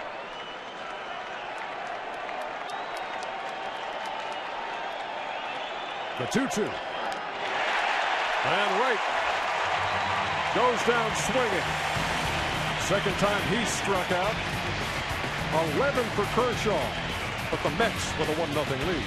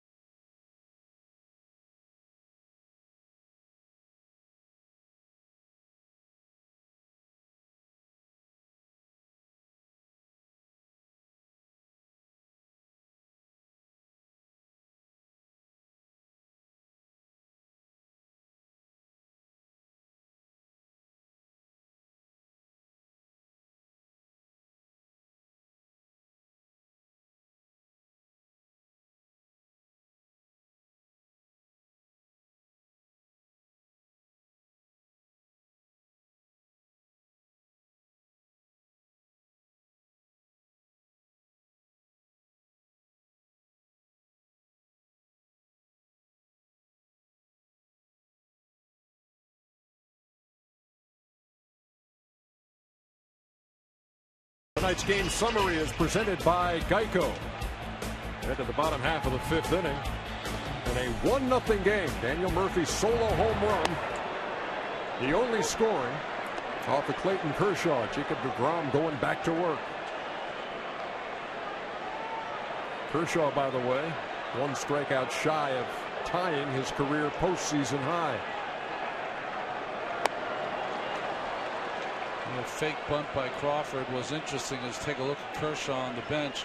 He used to be a player that speed was almost his entire game, defensively and offensively. Doesn't play as big a part anymore. He used to bunt a little bit more with Tampa. Most of the time it's a take, or just to keep the third baseman in a little closer. Struck out his first time, popped to short his second time, and strikes out to lead off the 5th. Second baseman, Henry. He just doesn't have any chance on this one. It's by him before he knows it. Can't catch up with that high heat. The hitters on both teams, their families at home are starting to look away. 9 strikeouts for DeGrom. And here's Howie Kendrick, who singled to right his first time and grounded out in the 3rd. Dodgers have had some base runners, just haven't been able to move them along. Ball and a strike. And interesting too, DeGrom has been working very quickly. You haven't seen any of the Dodgers, except for Kershaw, once step out of the box, try to slow him down. Right back to him. Good hands. 2 down. This young man's going to win some gold someday. He's an unbelievable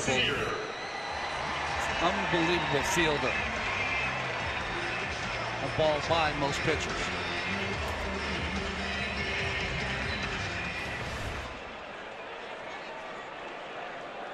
Two outs in a hurry here in the 5th, and here's Corey Seager. Ground rule double in the 3rd, a ball that Kadire had some trouble with along the line and left. 0-1. His hand slipped off the bat on that swing.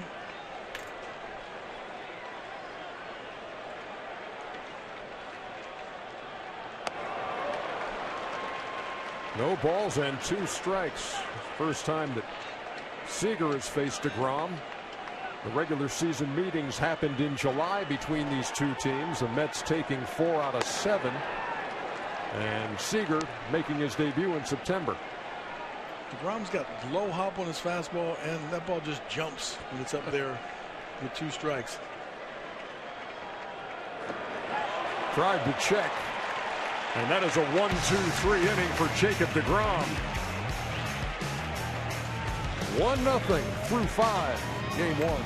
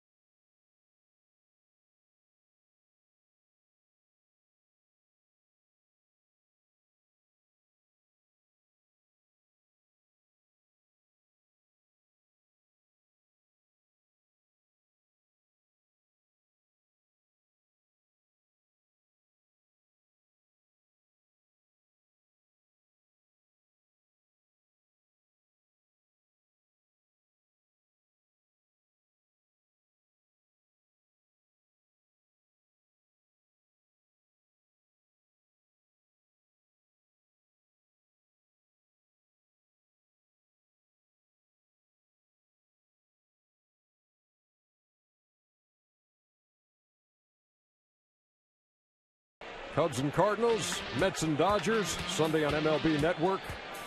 Royals and Astros, and FS1 has got Blue Jays and the Rangers. Toronto in all kinds of trouble. First pitch of the 6th inning, hit in the air to left field. Cespedes is retired on the fly ball to the track.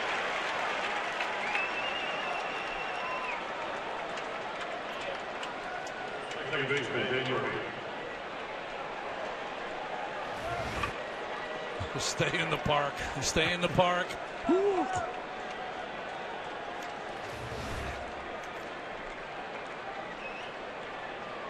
Here's Daniel Murphy. It did not stay in the park in his last at bat. Solo homer to lead off the 4th, the only run of the game. As we play here in the 6th, we are zipping right along.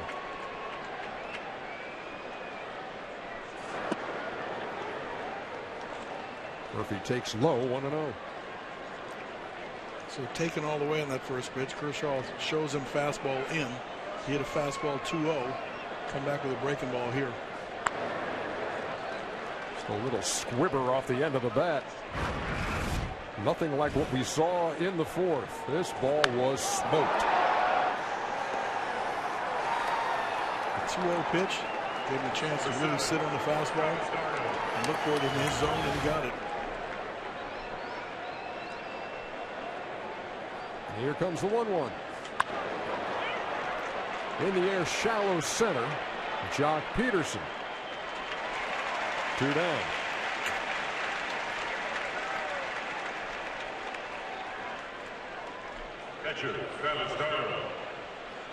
Kershaw has had at least 2 strikeouts in every inning. Has not had a 1-2-3 inning, but has a chance here.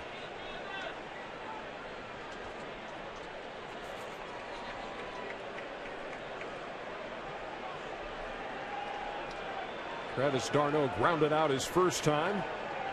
Struck out in the 4th.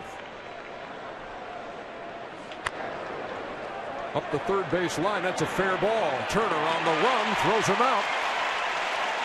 And for the first time tonight, Kershaw gets the Mets in order. Middle of the 6th. 1-0.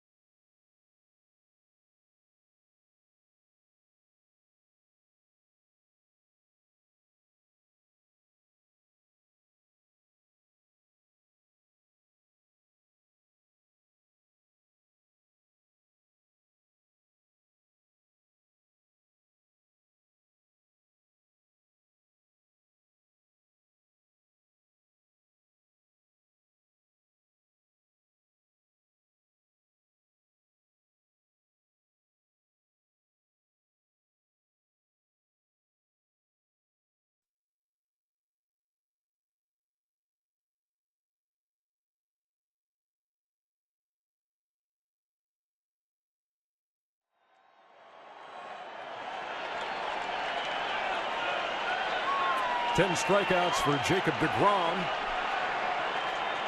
A new record for a postseason debut for the Mets. He faces Adrian Gonzalez here in the bottom half of the 6th. Fly ball, deep right along the line, bending foul.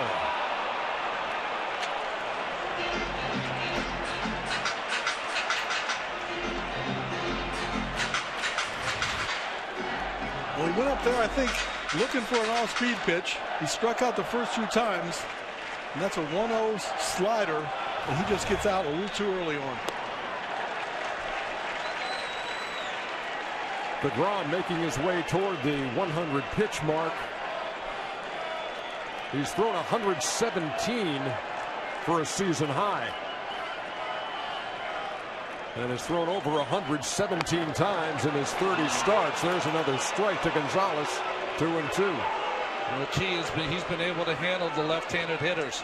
They're 1 for 13 tonight with 9 Ks. That's a big-time pitch right there. 2-1 fastball, right on the outside edge.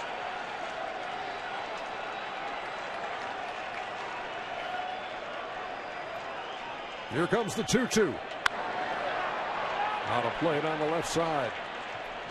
The guy on deck has had his way with DeGrom. Justin Turner 2 out of 2 with a single and a double.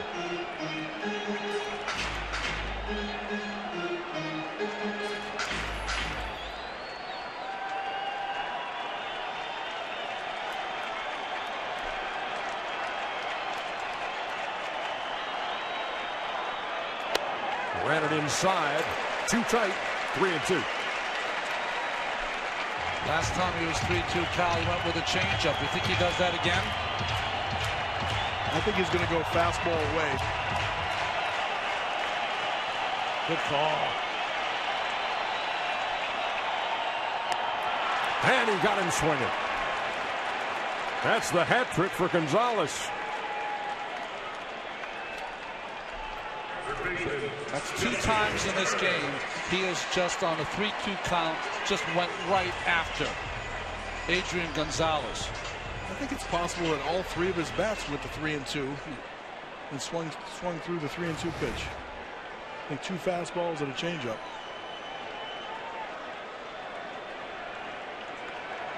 Here's Justin Turner. First pitch swinging, and that's a lazy fly ball to right. Granderson, 2 down. It's Chevy Truck Month. Time to make a strong decision on choosing a Chevy Silverado. Chevrolet is proud to be the official vehicle of Major League Baseball. I like Justin Turner. Hit 2 bullets off the fastball, got 2 hits off of him, and went up there and sat on the breaking ball. Just waited a little too long.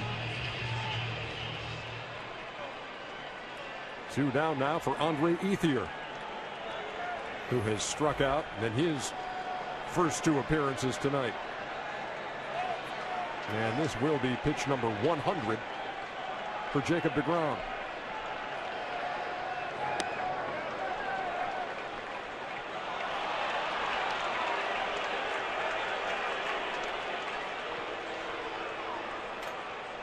Chris Guccione with the call on the check swing by Ethier.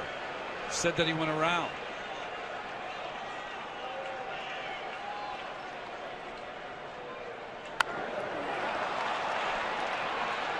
Pop up to third. David Wright. Another 1-2-3 inning for Jacob DeGrom. We are through 6.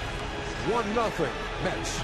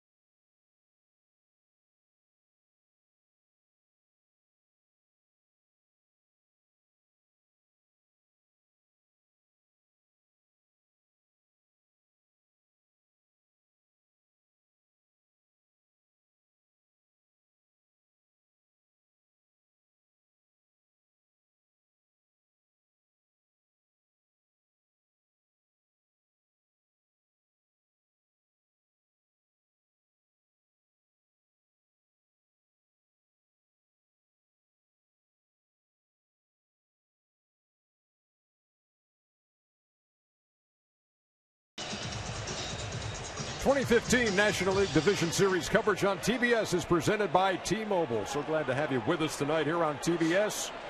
And if you're a baseball fan, what a day you've had, especially if you didn't have to go to work. You could watch 4 postseason games in one day, culminating with this one. Game 1 between the Dodgers and the Mets in the NLDS.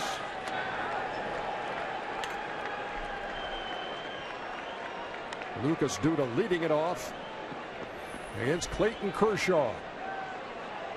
We are in the 7th in a 1-0 game. Only 4 hits for New York, but 1 swing has made the difference so far. Daniel Murphy's solo home run.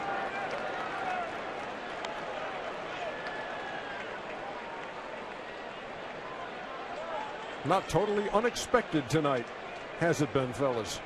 A 1-0 game as we go to the 7th.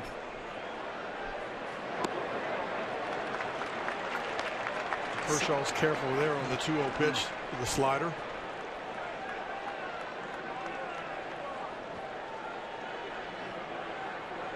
I'd let him swing 3-0. Taking 3-1. He started to first. Wright, who's been arguing all night, still arguing on Duda's behalf. On our pitch tracks, that ball's down.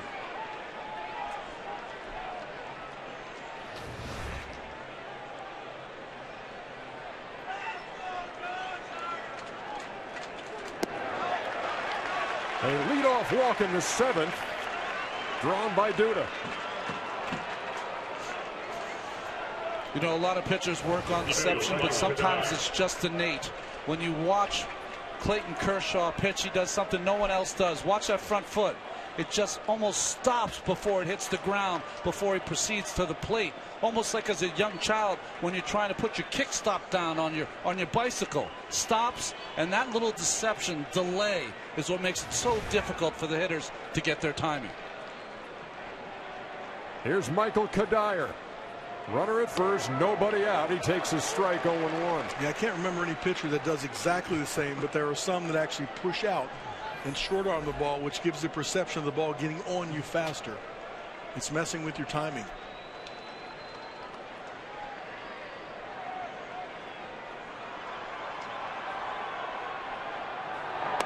Breaking pitch. Missed outside, a ball and a strike. Tim Tuffle, the third base coach, giving the signs to Kadire. You don't have a lot of speed at first. You don't have a lot of speed on this Mets team. I think most of those are just decoys right now.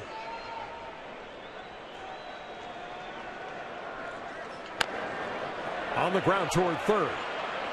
Turner's going to have one play, and that's the first, 1 down. Aerial coverage provided by Goodyear. Everything Goodyear has learned making tires that go the distance inspires what they roll into yours. Goodyear, more driven. I mean, he didn't want to, but that almost serves like a sacrifice bunt for Michael Kadire, who hadn't had one since 2005. Just a swinging bunt almost. It moves Duda up to second and brings Tejada to the plate.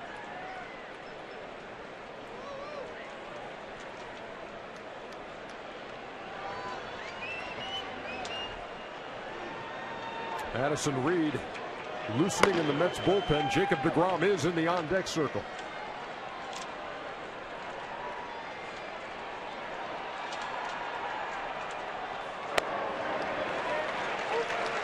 Tejada, a strikeout victim in his first 2 trips, takes a strike 0-1.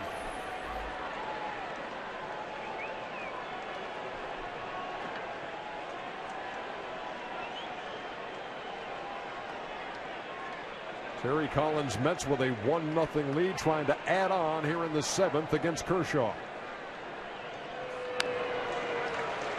You're in a strange predicament here. You can't pinch run for Lucas Duda. He's your best fielding first baseman. You can't pinch hit for Ruben Tejada. He's your best shortstop. Michael Kadire, who just made an out at first base, he's probably going to be replaced in the outfield as you start to get your defensive team out on the ball field.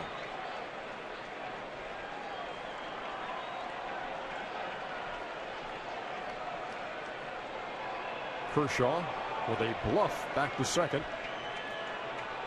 Nobody covering, but Duda back in on his stomach.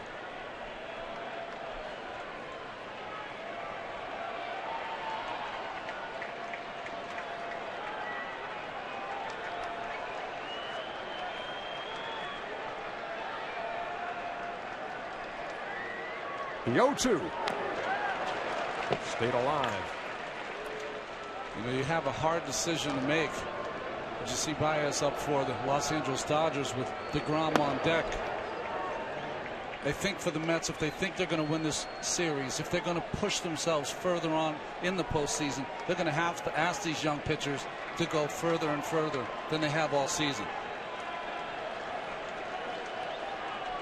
So you think there's a good chance he hits this inning? Yes, especially if Tejada gets on, then he can bunt.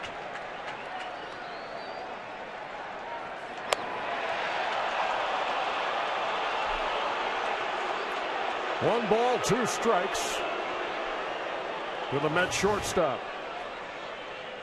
There's that backdoor slider, trying to bring it back just to the edge. It stayed off the plate. Good call.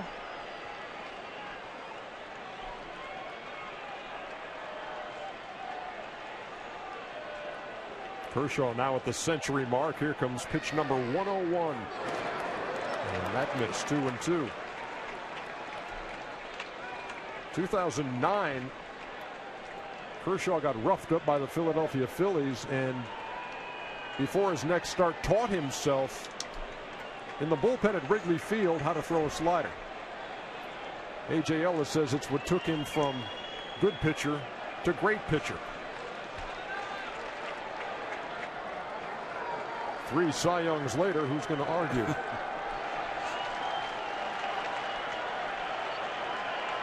Duda with the lead at second. The 2-2. Missed again, and the count full.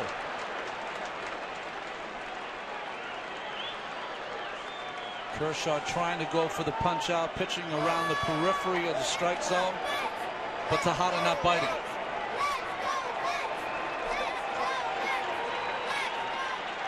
I got to believe this is one of those sliders.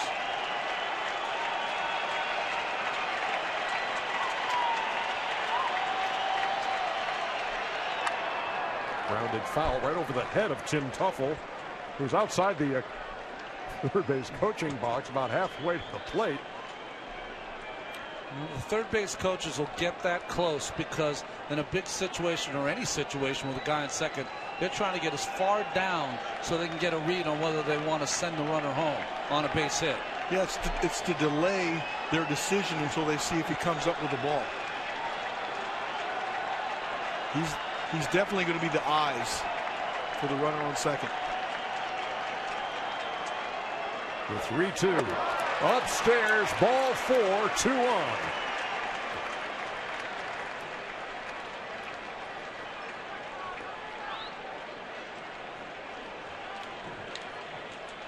Pitcher, Jacob DeGrom.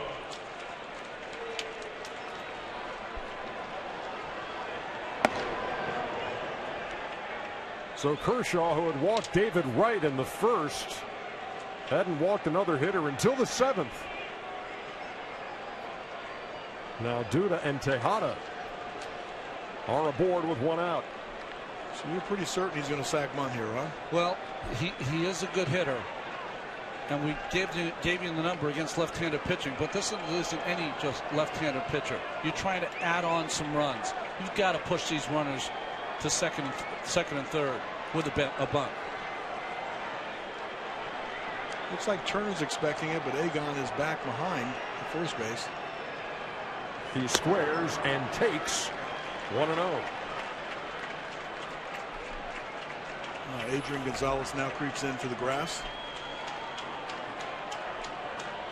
Now with his pitchers in the regular season, because they're all good hitters and good athletes, a lot of runs batted in. When they've got ahead in the count, occasionally Collins lets him swing the bat. I think he should be bunting here. He lays it down. Turner will make the play and throw him out. Perfect bunt by DeGrom, and they're at second and third. Perfect bunt, and in a sacrifice situation, a perfect bunt cannot lead to a hit. So good play by Turner, playing in, coming in and making that play and getting the out. I mean, perfect execution all around. DeGrom had 4 sacrifices during the regular season, 1 here now in the post.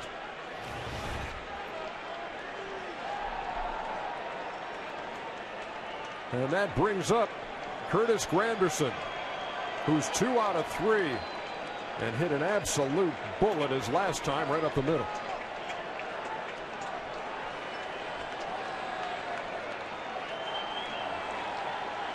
And as you saw, the one Mets starter not to strike out tonight against Clayton Kershaw. Huge moment here. Runners at second and third.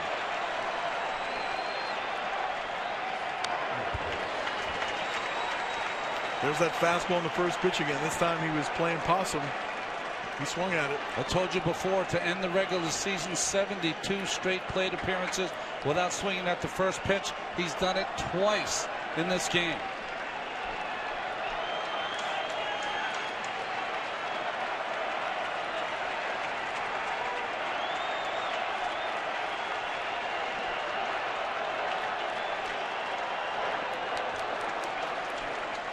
Ball and a strike. And very important too with A.J. Ellis back there with a runner at third to knock everything down. Kept that in front with Duda at third and Tejada at second.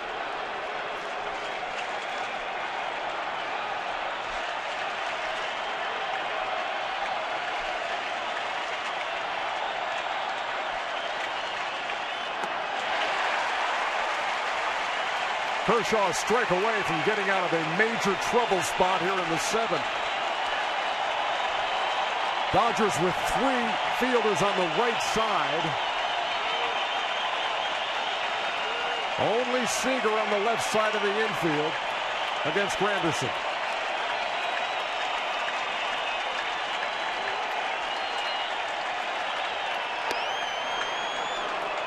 Two and two. He hadn't been at 95 until the last 2 pitches. Reached back for a little extra, try to make it right on the outside corner. Kershaw from Dallas, Texas, trying to play a little country hardball.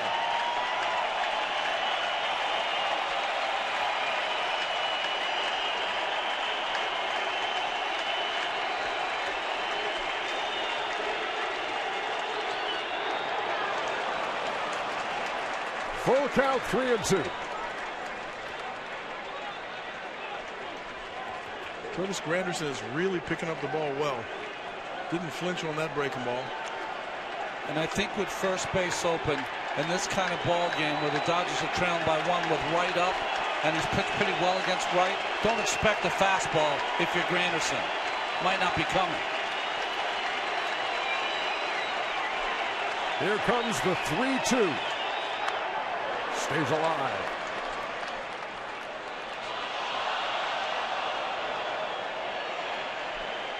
Granderson got a hit on the curveball. He jammed it into left center field and then hit a bullet on a fastball up the middle.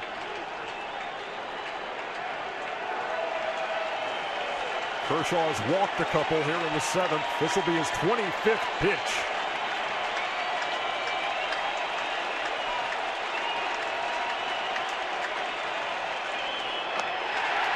Ball 4, they are loaded. And Kershaw wanted that desperately.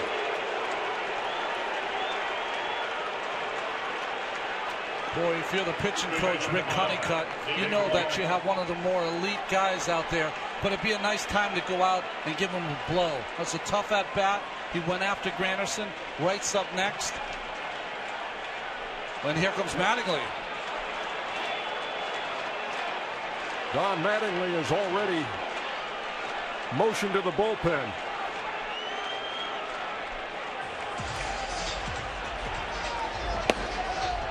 And Pedro Baez will walk into a bases loaded situation here in the 7th inning in a 1-0 game. We'll be back.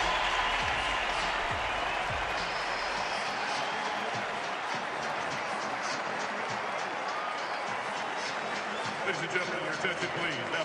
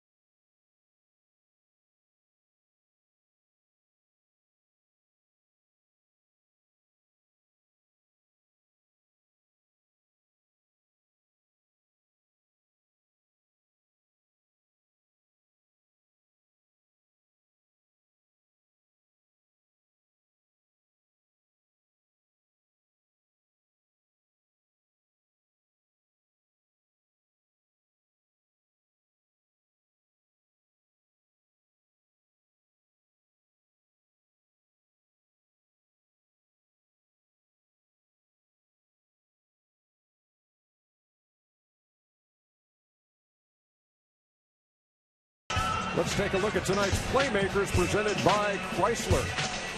Texas Rangers with Adrian Beltre out. Hanser Alberto comes through in the 14th inning. The Rangers lead that series 2-0.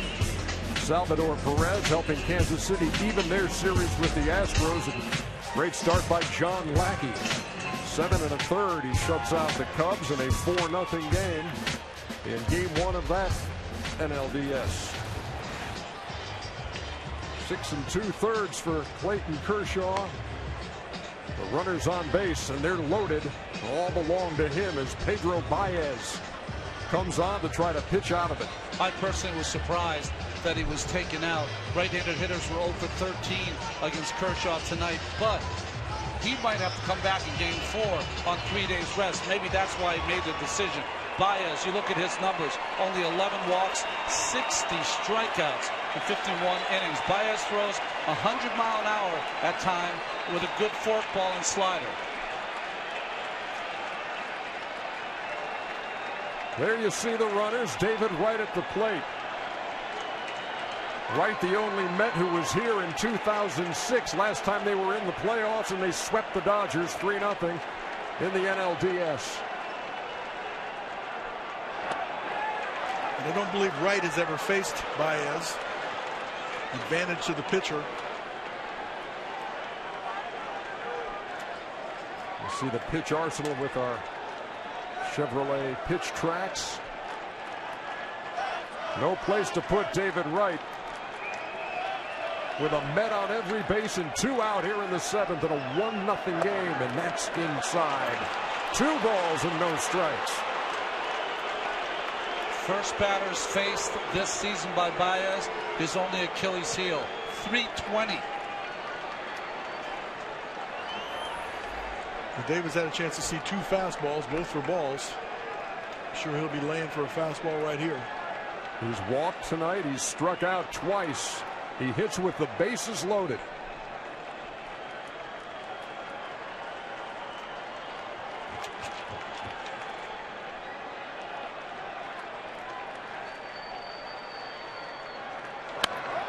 In the air, down the line and right, but foul. Here's your 100 mile an hour.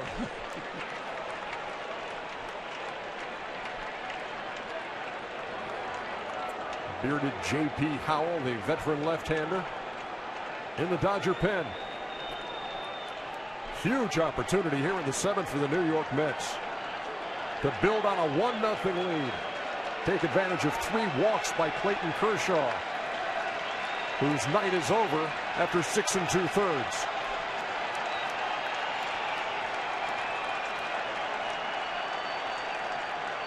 Baez to right. Missed again, 3-1.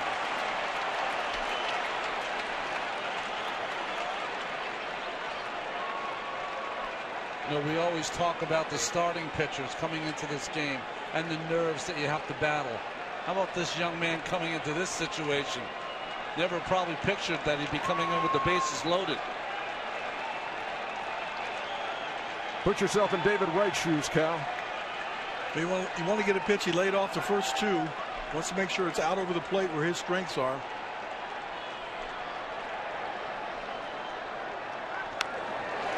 Foul back. 3-2.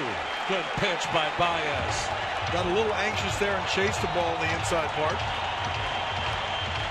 It was pretty gutsy to throw a strike there with some good sinking action. So you got a 1-0 game. You're in the 7th. You got towels waving. You got the bases loaded and 2 outs and a full count. Runners will be on the move.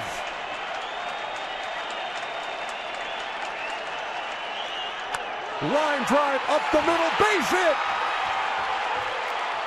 Tejada's going to score. 2-run score for the Mets. And David Wright, the captain, comes up big here in the 7th. It's a 3-0 game.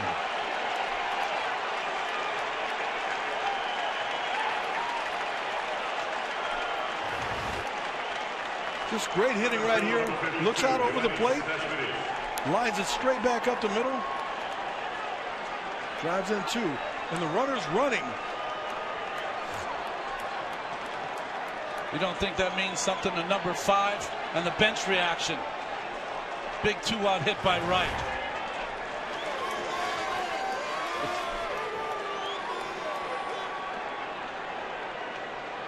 The New York Mets with a 3-0 lead now, and runners at the corners for Cespedes.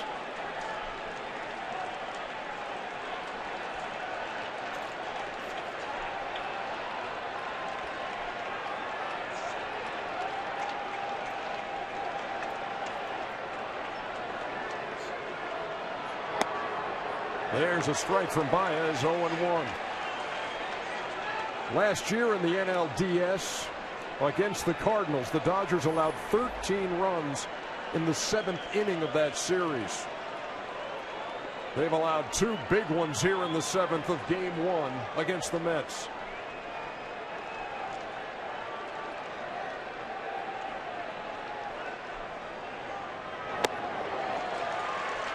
Oh, and 2.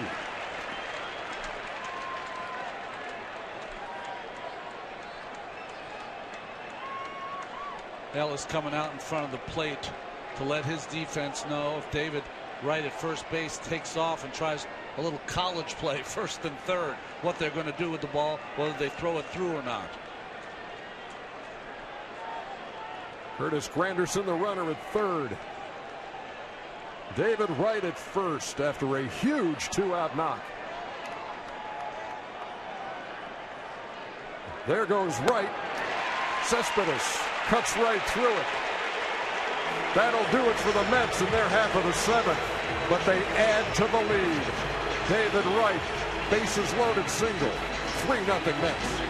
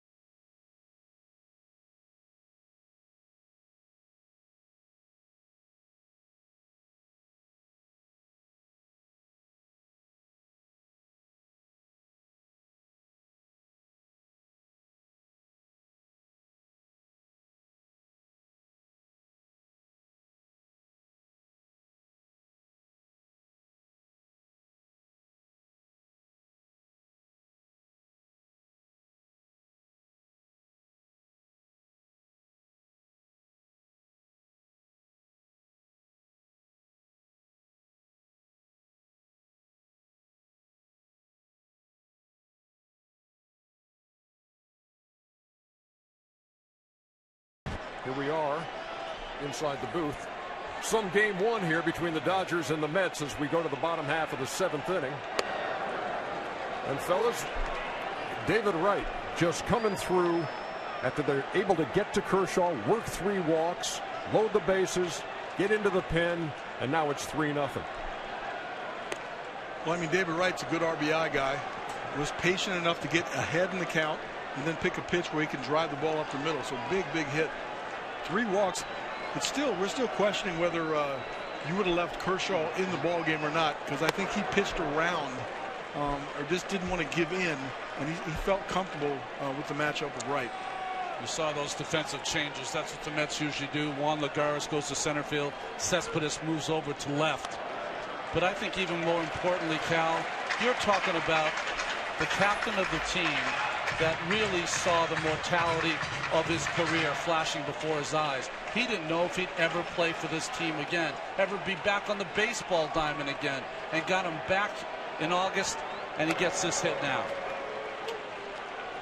DeGrom goes full on A.J. Ellis, who leads off here in the bottom half of the 7th inning.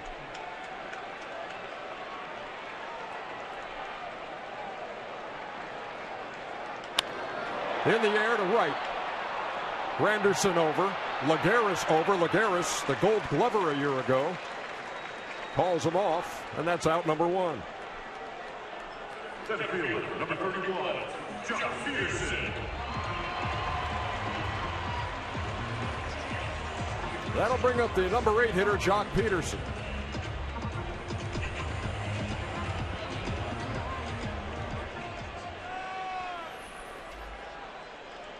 Chase Utley has grabbed the bat. He's in the on-deck circle.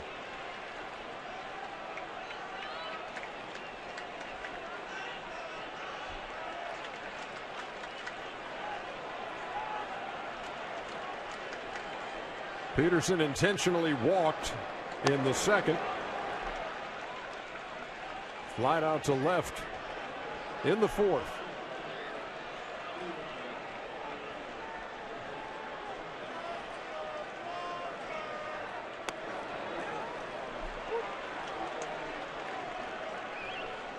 There is Chase Utley, the longtime Philadelphia Philly, reunited with Jimmy Rollins in Los Angeles this year.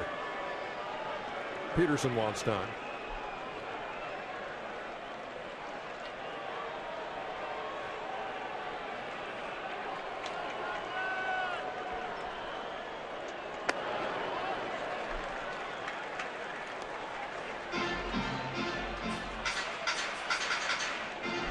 Well, not a bad thought there by Peterson.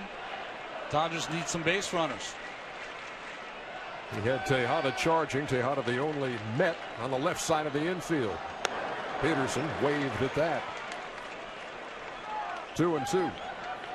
I suspect you'll see that as a weapon more and more against the shift in the playoffs, where you need to get runners on, need to get something started. Addison Reed, Tyler Clippard loosening in the Mets bullpen. As Jacob DeGrom has worked into the 7th.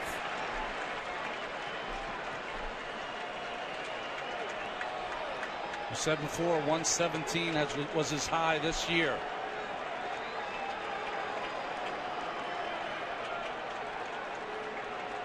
He's gone to a full count on the first 2 hitters.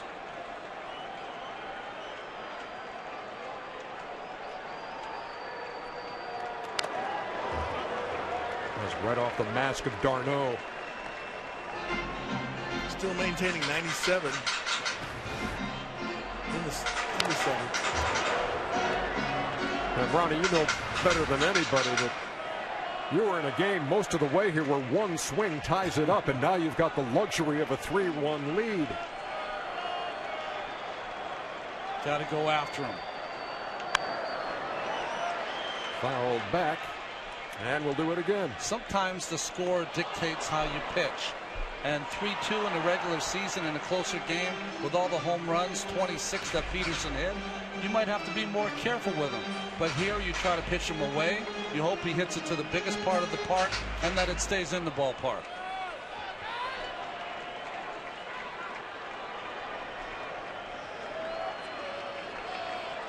Here comes the changeup. Off the end of the bat, stays alive. Or you should really forget about what I said. Totally wrong. I found out over the years there's less and less guys that actually pitch to the game situation. They want to stay with what they think they can get people out, regardless of the score.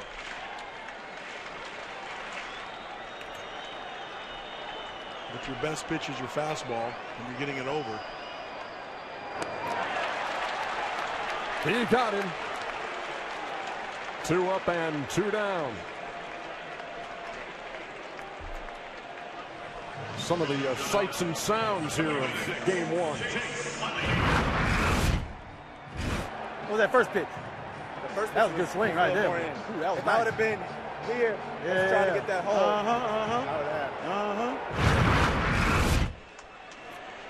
Curtis Granderson.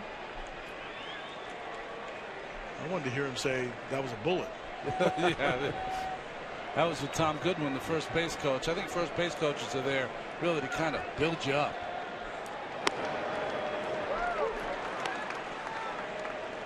Well, here's Chase Utley on the pinch hit with 2 down in the 7th.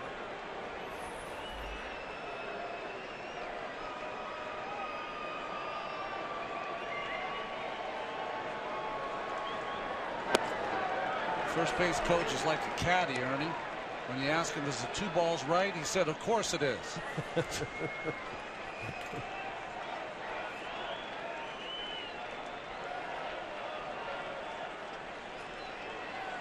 Utley played 34 games in the Dodger uniform. 202, 3 home runs, 9 runs batted in.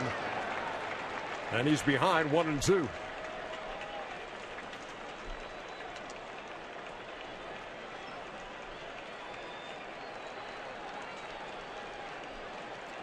A dozen strikeouts for Jacob DeGrom. And this will be pitch number 120.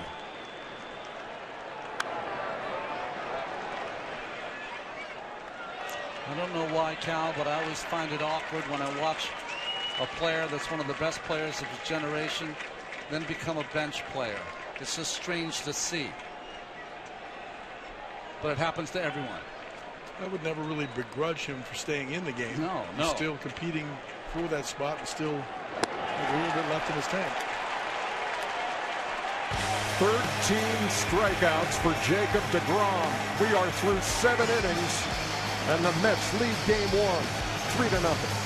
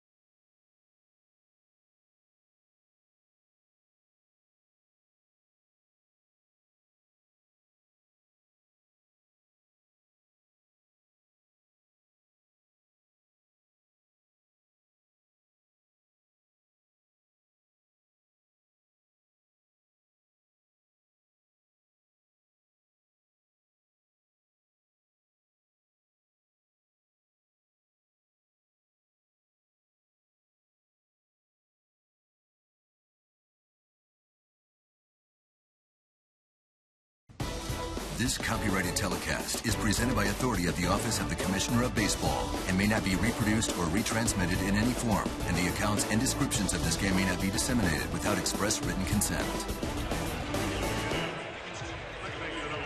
How's that for a postseason debut? Jacob DeGrom shutting out the Dodgers at Chavez Ravine through 7 innings with 13 strikeouts, 1 walk. That was intentional. Set down the last 11 he faced. My goodness. Joel Peralta, the 3rd Dodger pitcher. Veteran right-hander. Had a pretty good year here for the Dodgers. Daniel Murphy in there. He homered. That was back in the 4th. And gave the Mets a 1-0 lead. It stayed that way until the 7th when they chased Kershaw and got a big 2-out, 2-run single with the bases loaded from David Wright, excuse me. This is Murphy at the plate.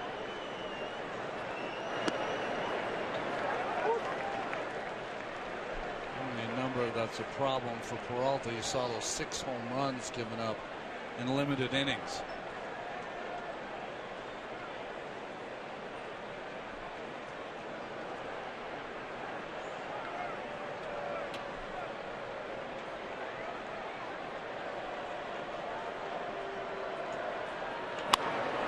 Hit on the button to right. Ethier makes a sliding catch for the first out.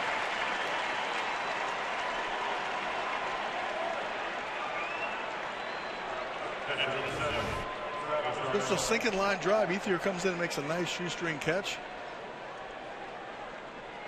One of the harder ones to read is the one right at you.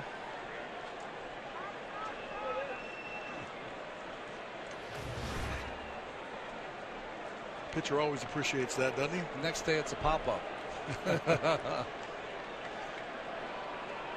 Now here's the catcher, Travis d'Arnaud.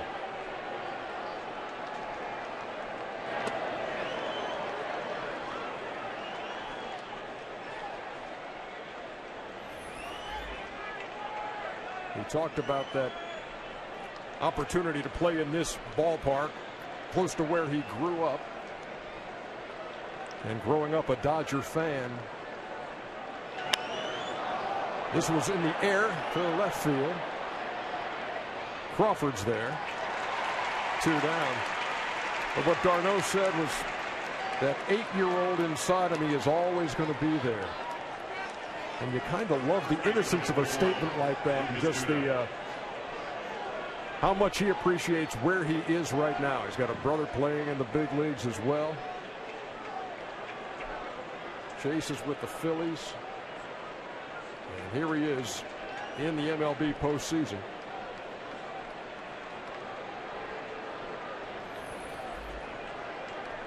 Peralta gets the first 2, and here's Duda. He got things started in the 7th inning when he drew a walk from Kershaw. That Kershaw walked 3 that inning. And with the bases loaded, his night was done. Pedro Baez came on, and David Wright greeted him with the 2-run single.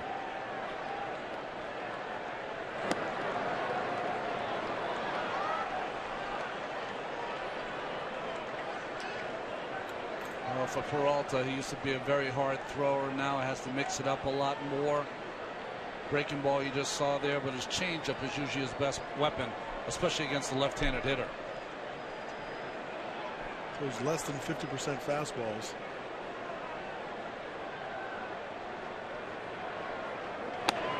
Duel way out in front on the changeup. 2-1. I think where the fastball used to set up the changeup, now I think the changeup sets up his fastball. Dodgers will have the top of the order in their half of the 8th, trying to do something about this 3-0 deficit.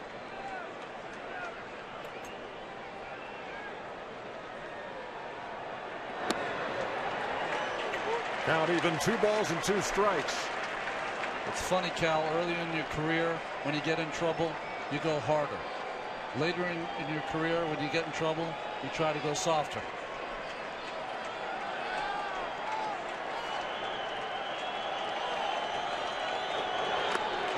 There's a quick pitch right there.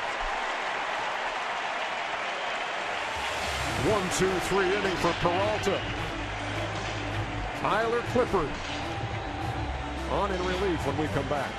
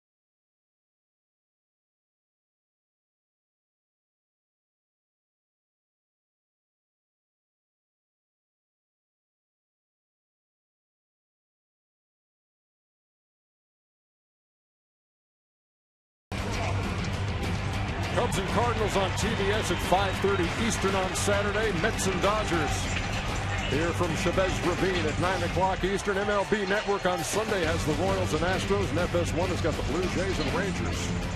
That's a 2-0 lead for Texas, winning a couple on the road. Tyler Clippard comes in, only 1 run given up in 6 innings of work with 7 strikeouts, all of those with the Nationals.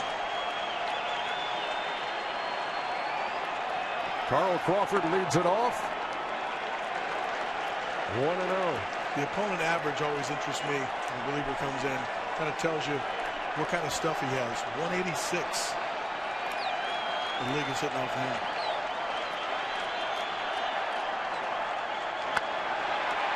To right field. Randerson makes the catch. 1 down. And sometimes you got to have a little luck on your side. Clippard had kind of 2 seasons with the Mets. When he first came over, his first 20 games almost unhittable. Then he had some issues with his back, some back spasms, and gave up 4 home runs over his next 12 games. But this time off usually can help not only the players, but the pitchers also. Yeah, that minuscule ERA in those first 20, 0.46, and then 7.11 from September 6th on. But he certainly made a great first impression. You know, Clippard, if you're matching up, Crawford was 2 for 3 with a homer on him. He hit the ball hard to right field. Kendrick is 2 for 3 off of him. So 2 guys that have seen him pretty good so far. Kendrick to the gap in left center field. That ball's going to get down, and Kendrick's going to have extra bases. Runner at second, 1 out. And here comes the kid.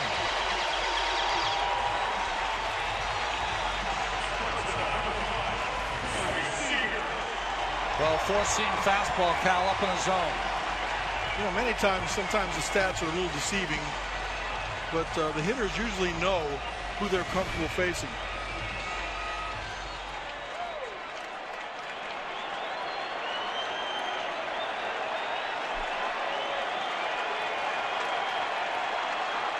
Seager has a ground rule double on a ball that Kadire had trouble with right on the line. He's also struck out twice. Darnell right out to see Clippard. The one thing I've seen from Clippard that's a little different from his time when he did his best work with the Nationals, his fastball hasn't had as much zip on it upstairs. His changeup has still been good, but if you don't have the fastball to work off of, sometimes not as effective. Well, he had 32 saves back in 2012 for the Nats.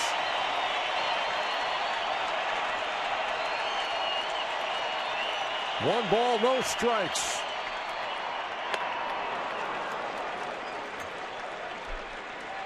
Any kind of trouble that Clippard gets in.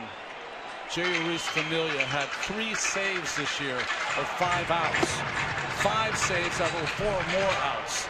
So he's up getting high.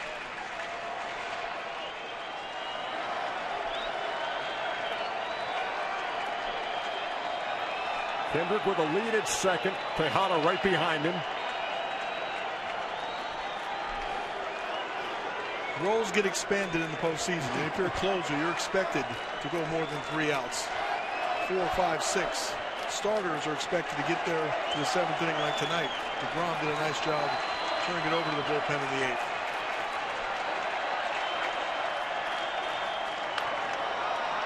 In the air, shallow right. Murphy back and calling, squeezes it for the second out. First baseman, number 23, Adrian Gonzalez. Big out for Clippard right there. You know, when you're talking about multiple saves, as you see this fastball jam Seager, you're right, Cal. The old adage from managers in the postseason, hey, this is how we've done it all season long, that's been thrown out the window. You do whatever you can to win tonight's game. Figure out tomorrow. And you bring that up in a ballpark where a couple of years ago, the Atlanta Braves trying to force a Game 5 back in Atlanta with the lead in the 8th inning. Craig Kimbrell warming up, didn't go to him. Juan Uribe made him pay with a game-winning home run in the 8th. And you still remember the sight of Kimbrell, arms folded, looking back on the field as Uribe circled the bases. It was like he threw down the rosin bag and was mouthing, "You guys know I'm ready, right?"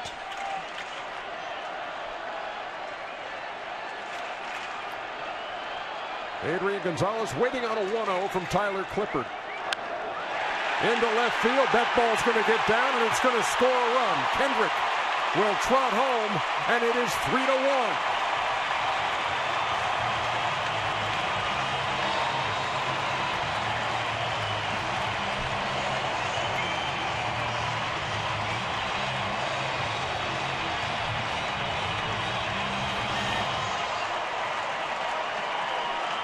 Like a changeup out over the plate.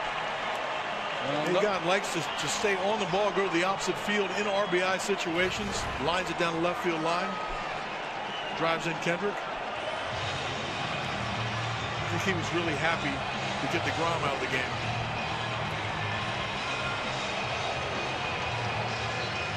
You heard Ron talk about it. 4-out saves. Not out of the ordinary for Familia. He's into the game here in the 8th. We'll be back.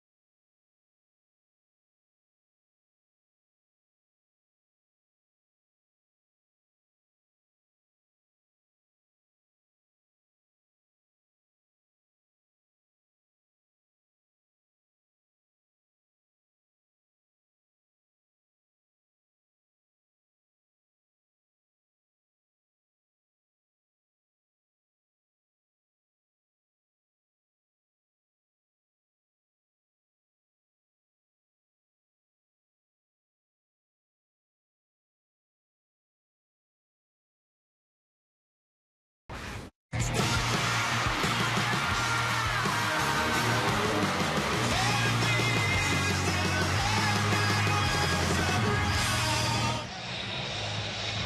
take a look at tonight's forecaster presented by FanDuel. How important is winning game one in a best of 5? 72% chance of winning it if you can take that opener. Mets are trying to do that here at Dodger Stadium. But the Dodgers have gotten on the board here in the 8th. And now Justin Turner represents the tying run at the plate. Jeurys Familia is on for the Mets. He's their closer. You add up those saves, they add up to 43, which ties a franchise record with Armando Benitez. Good first pitch slider. Turner went 2 out of 3 against Jacob DeGrom, who went 7 shutout innings, 5 hits, 13 strikeouts. Now the Mets bullpen trying to make it stand up.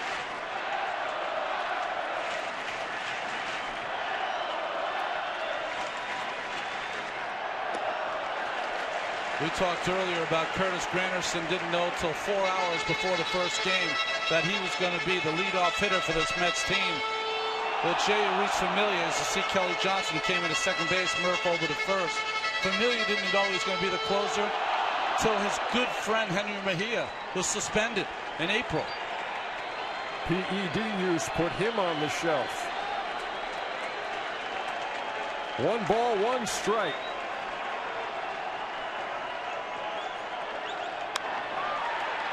Soft liner into the glove of Murphy.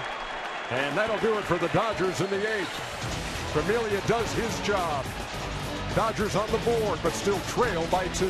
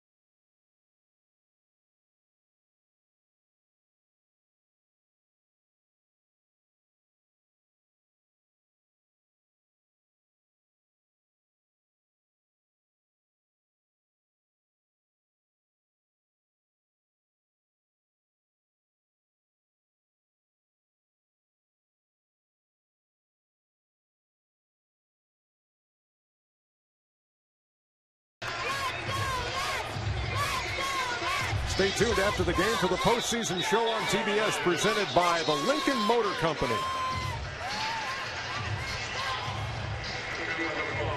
Chris Hatcher. A big man with a big arm Clayton Kershaw went 6 2/3, gave up 3 runs. Baez pitched a third of an inning.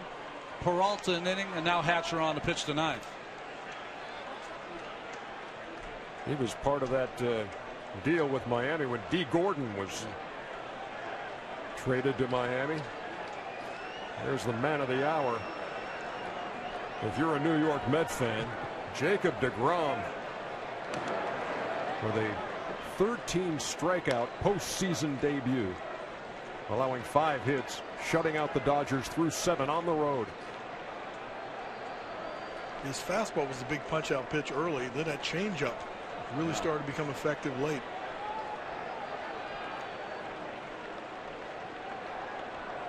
Juan Lagares on the ground is short.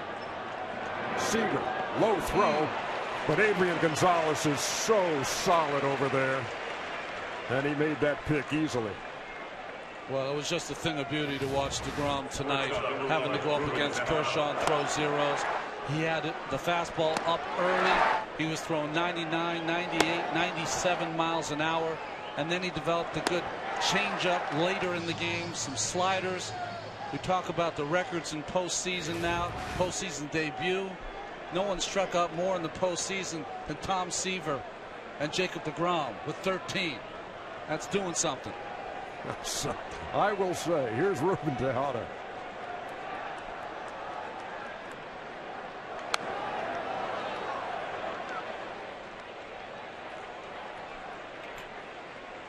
If you're a Dodger fan, you're hoping Hatcher can give you a clean inning after scoring a run in the 8th and try to give a big finish.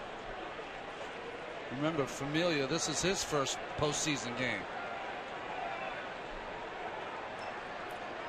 Tejada was one of 3 Mets to walk in the 7th against Kershaw and one of 2 to score.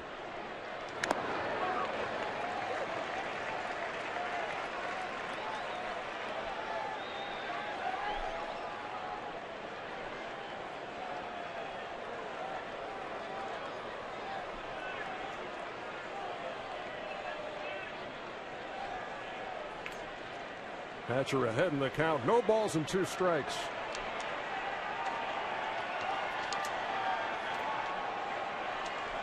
Vying for those man of the hour honors also is David Wright, who came up with that huge bases loaded single with 2 out that made it 3-0. And don't forget Daniel Murphy's solo home run that got the Mets on the board, and that came in the 4th.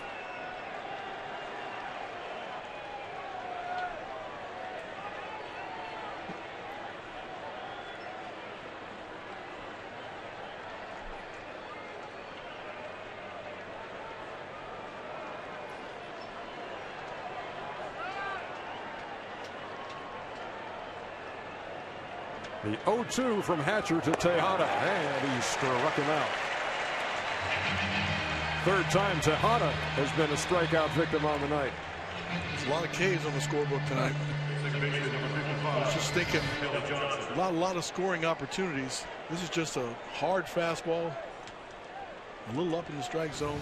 Ernie, check my math. 27. Yeah, that's 14 on 14 Mets who have gone down. 13 on the other side. You're the guy who went to Yale. You're asking me to check your math. What's wrong with this picture? Here's Kelly Johnson. I was looking forward to seeing Seager play shortstop tonight, and then he didn't get any plays until just that last one, and his arm wasn't loose because he had no reps. A lot of strikeouts.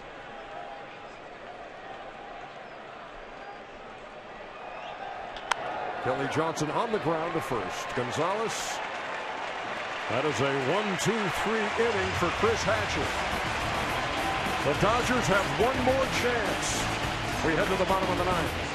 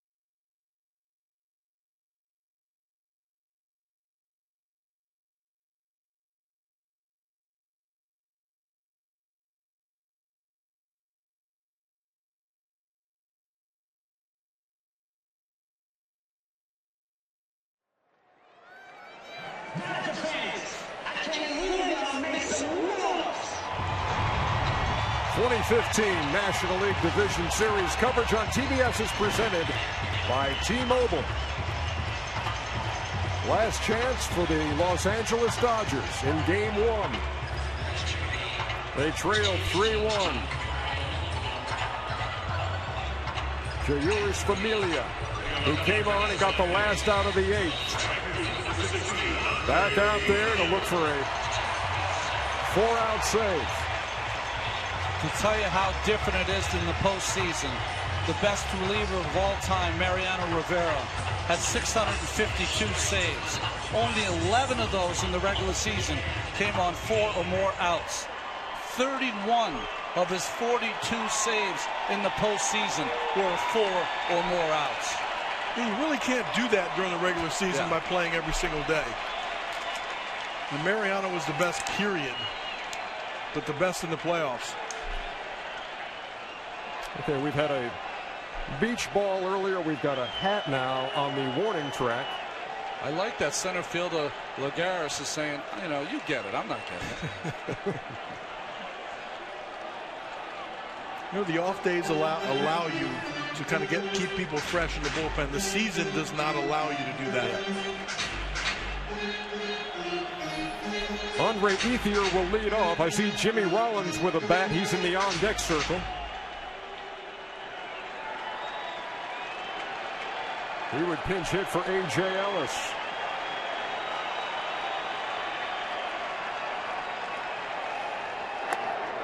A strike from Familia, 0-1. And speaking of, I saw Joe Torre walking through the stands. And in Mariano, the times that he didn't seem like Super Mariano was when he was asked to close 2-inning games early in the season. And then he started to get hit a little bit.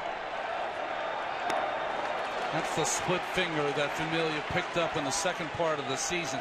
93 miles an hour to go along with that sinker and slider. Wow. Why he's adapted to getting more than 1 innings of outs for saves? He was a starter his entire career. He'd been used to sitting down and having to get back up and go out there. 98 up and away. A ball and 2 strikes.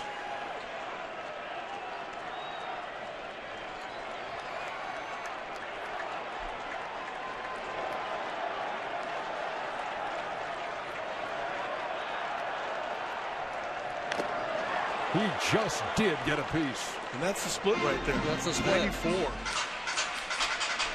The way you say that, Cal, sounds like you're happy to be up here. Yeah. That's filthy, what that is.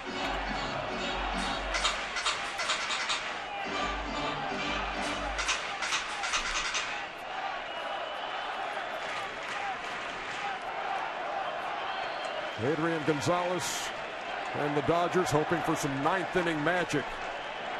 Here in Game 1, down 3-1. Here it comes again. Rounded to first. Murphy will win the race, 1 down. Well, he's got a hard sinker, and that split finger, when it's down, there's nothing you can do except hit it on the ground.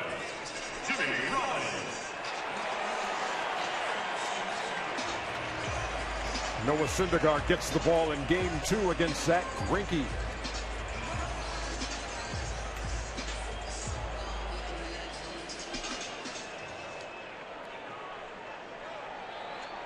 Well, Greinke's had an amazing year this year. Rollins pitch hitting here for A.J. Ellis. Dodgers need a base runner. You got Peterson on deck who can hit the ball a mile. Down 2. You see his average. He didn't have a good regular season, but he always has a good regular season against the Mets. And quickly Familia jumping out 0-2.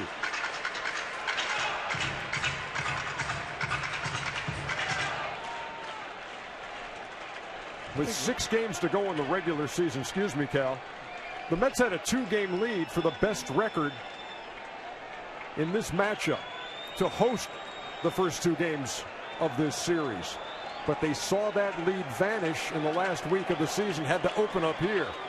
But they're 2 outs away as Murphy makes a great diving stop and the flip. Now they're 1 out away from taking game 1 of the NLDS. What a game by Murphy. The home run, and now this play to his right. Nice dive, good presence to get up, good flip to Familia covering first base. Started tonight at second base. They made the double switch. He moved to first when Kelly Johnson moved to second, and that was a huge play to keep the bases empty.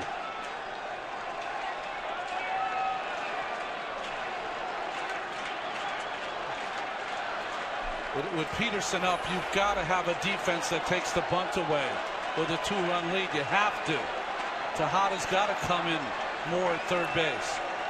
Right at the edge of the grass, still in the dirt,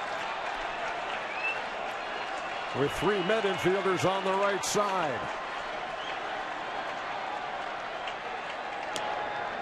Peterson takes a strike. I'm sorry, Ernie. It looked like there a little confusion, and then all of a sudden common sense came in and said, okay, we got a 2-run lead. I can't give him a bunt, give him a base runner to put the tying run at home plate.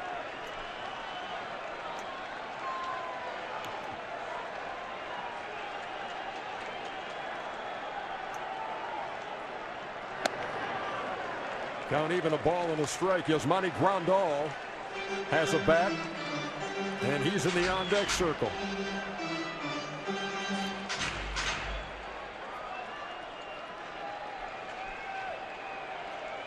May very well see him behind the plate in game 2 on Saturday. Grandal.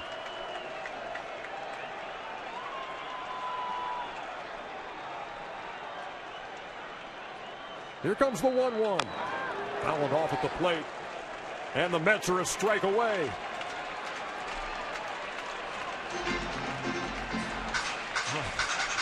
Kershaw with a shake of his head.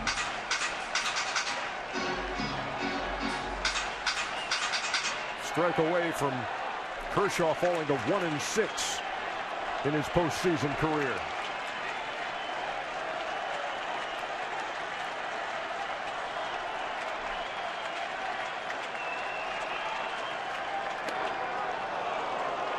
Just missed 2-2. But we saw a quick pitch from Joel Peralta. Familia will also do the quick pitch that he picked up from LaTroy Hawkins when Hawkins was a Met.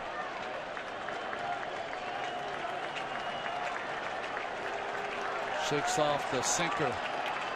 Wants to go to that split finger.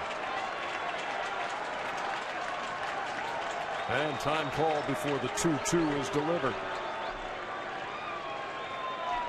You can see it in his glove. You can see a little space between his fingers in the grip. He must not split his fingers too wide to throw 94.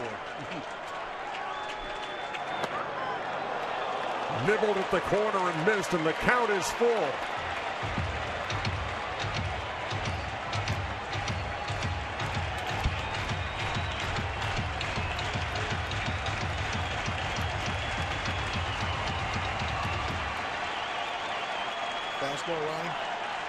I mean, I would throw a fastball with a 2-run lead when he threw 98.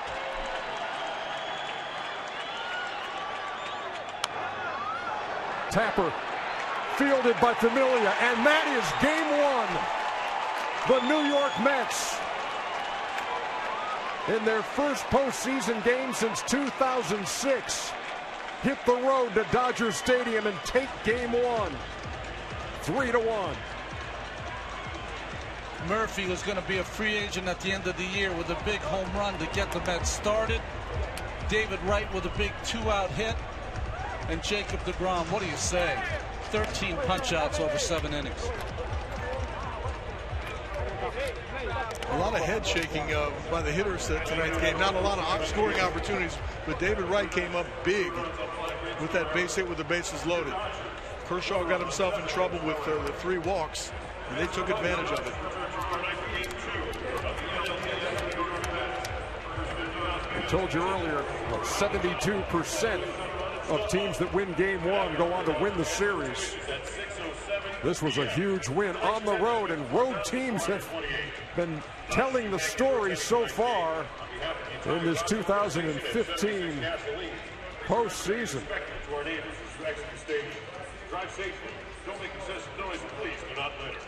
And as always, drive sober. Well, Sam Ryan is down there with Jacob DeGrom. Sam, take it away. Jacob, all smiles now. Your first career postseason start. What was the tension like out there? There was a lot of tension, and I knew they had Kershaw going, and I knew it would be a close game. So I was trying to get early outs, and I look up in the second inning, and my pitch count was way up. And from then on out, I tried to just get strike one and go from there. It was getting up there, but then the 5th, the 6th, the 7th, you worked a lot quicker. What was the difference for you? I think just mixing it up a little more, trying to get quick outs, and I got a few ground balls and a couple pop-ups on first pitches.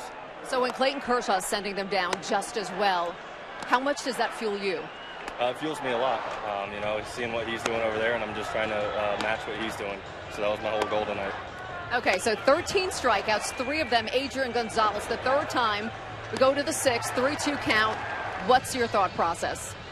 Make a good pitch. Don't leave something over the plate that he can hit. I think he's got 2 home runs off me, so I just didn't want that to happen. So I was just trying to make a good pitch in the 3-2 count and try to get a ground ball, really, is what my goal was there. Congratulations, Jacob. Thank you very much. Back to you guys. When we arrived at the ballpark today, it was 100 degrees. We said, think cool thoughts. You know what a cool thought is? Jason DeGrom. That is a cool customer in winning his postseason debut and giving the Mets the early advantage in this best-of-5. Our final score, Mets 3, Dodgers 1. For Ron Darling, for Cal Ripken, Sam Ryan, and the rest of the crew, Ernie Johnson saying good night from Los Angeles. TBS is your home for the National League postseason. Following a quick break, stay tuned for the postseason show on TBS presented by the Lincoln Motor Company. Game 1 in the books. The Mets up in this best-of-5.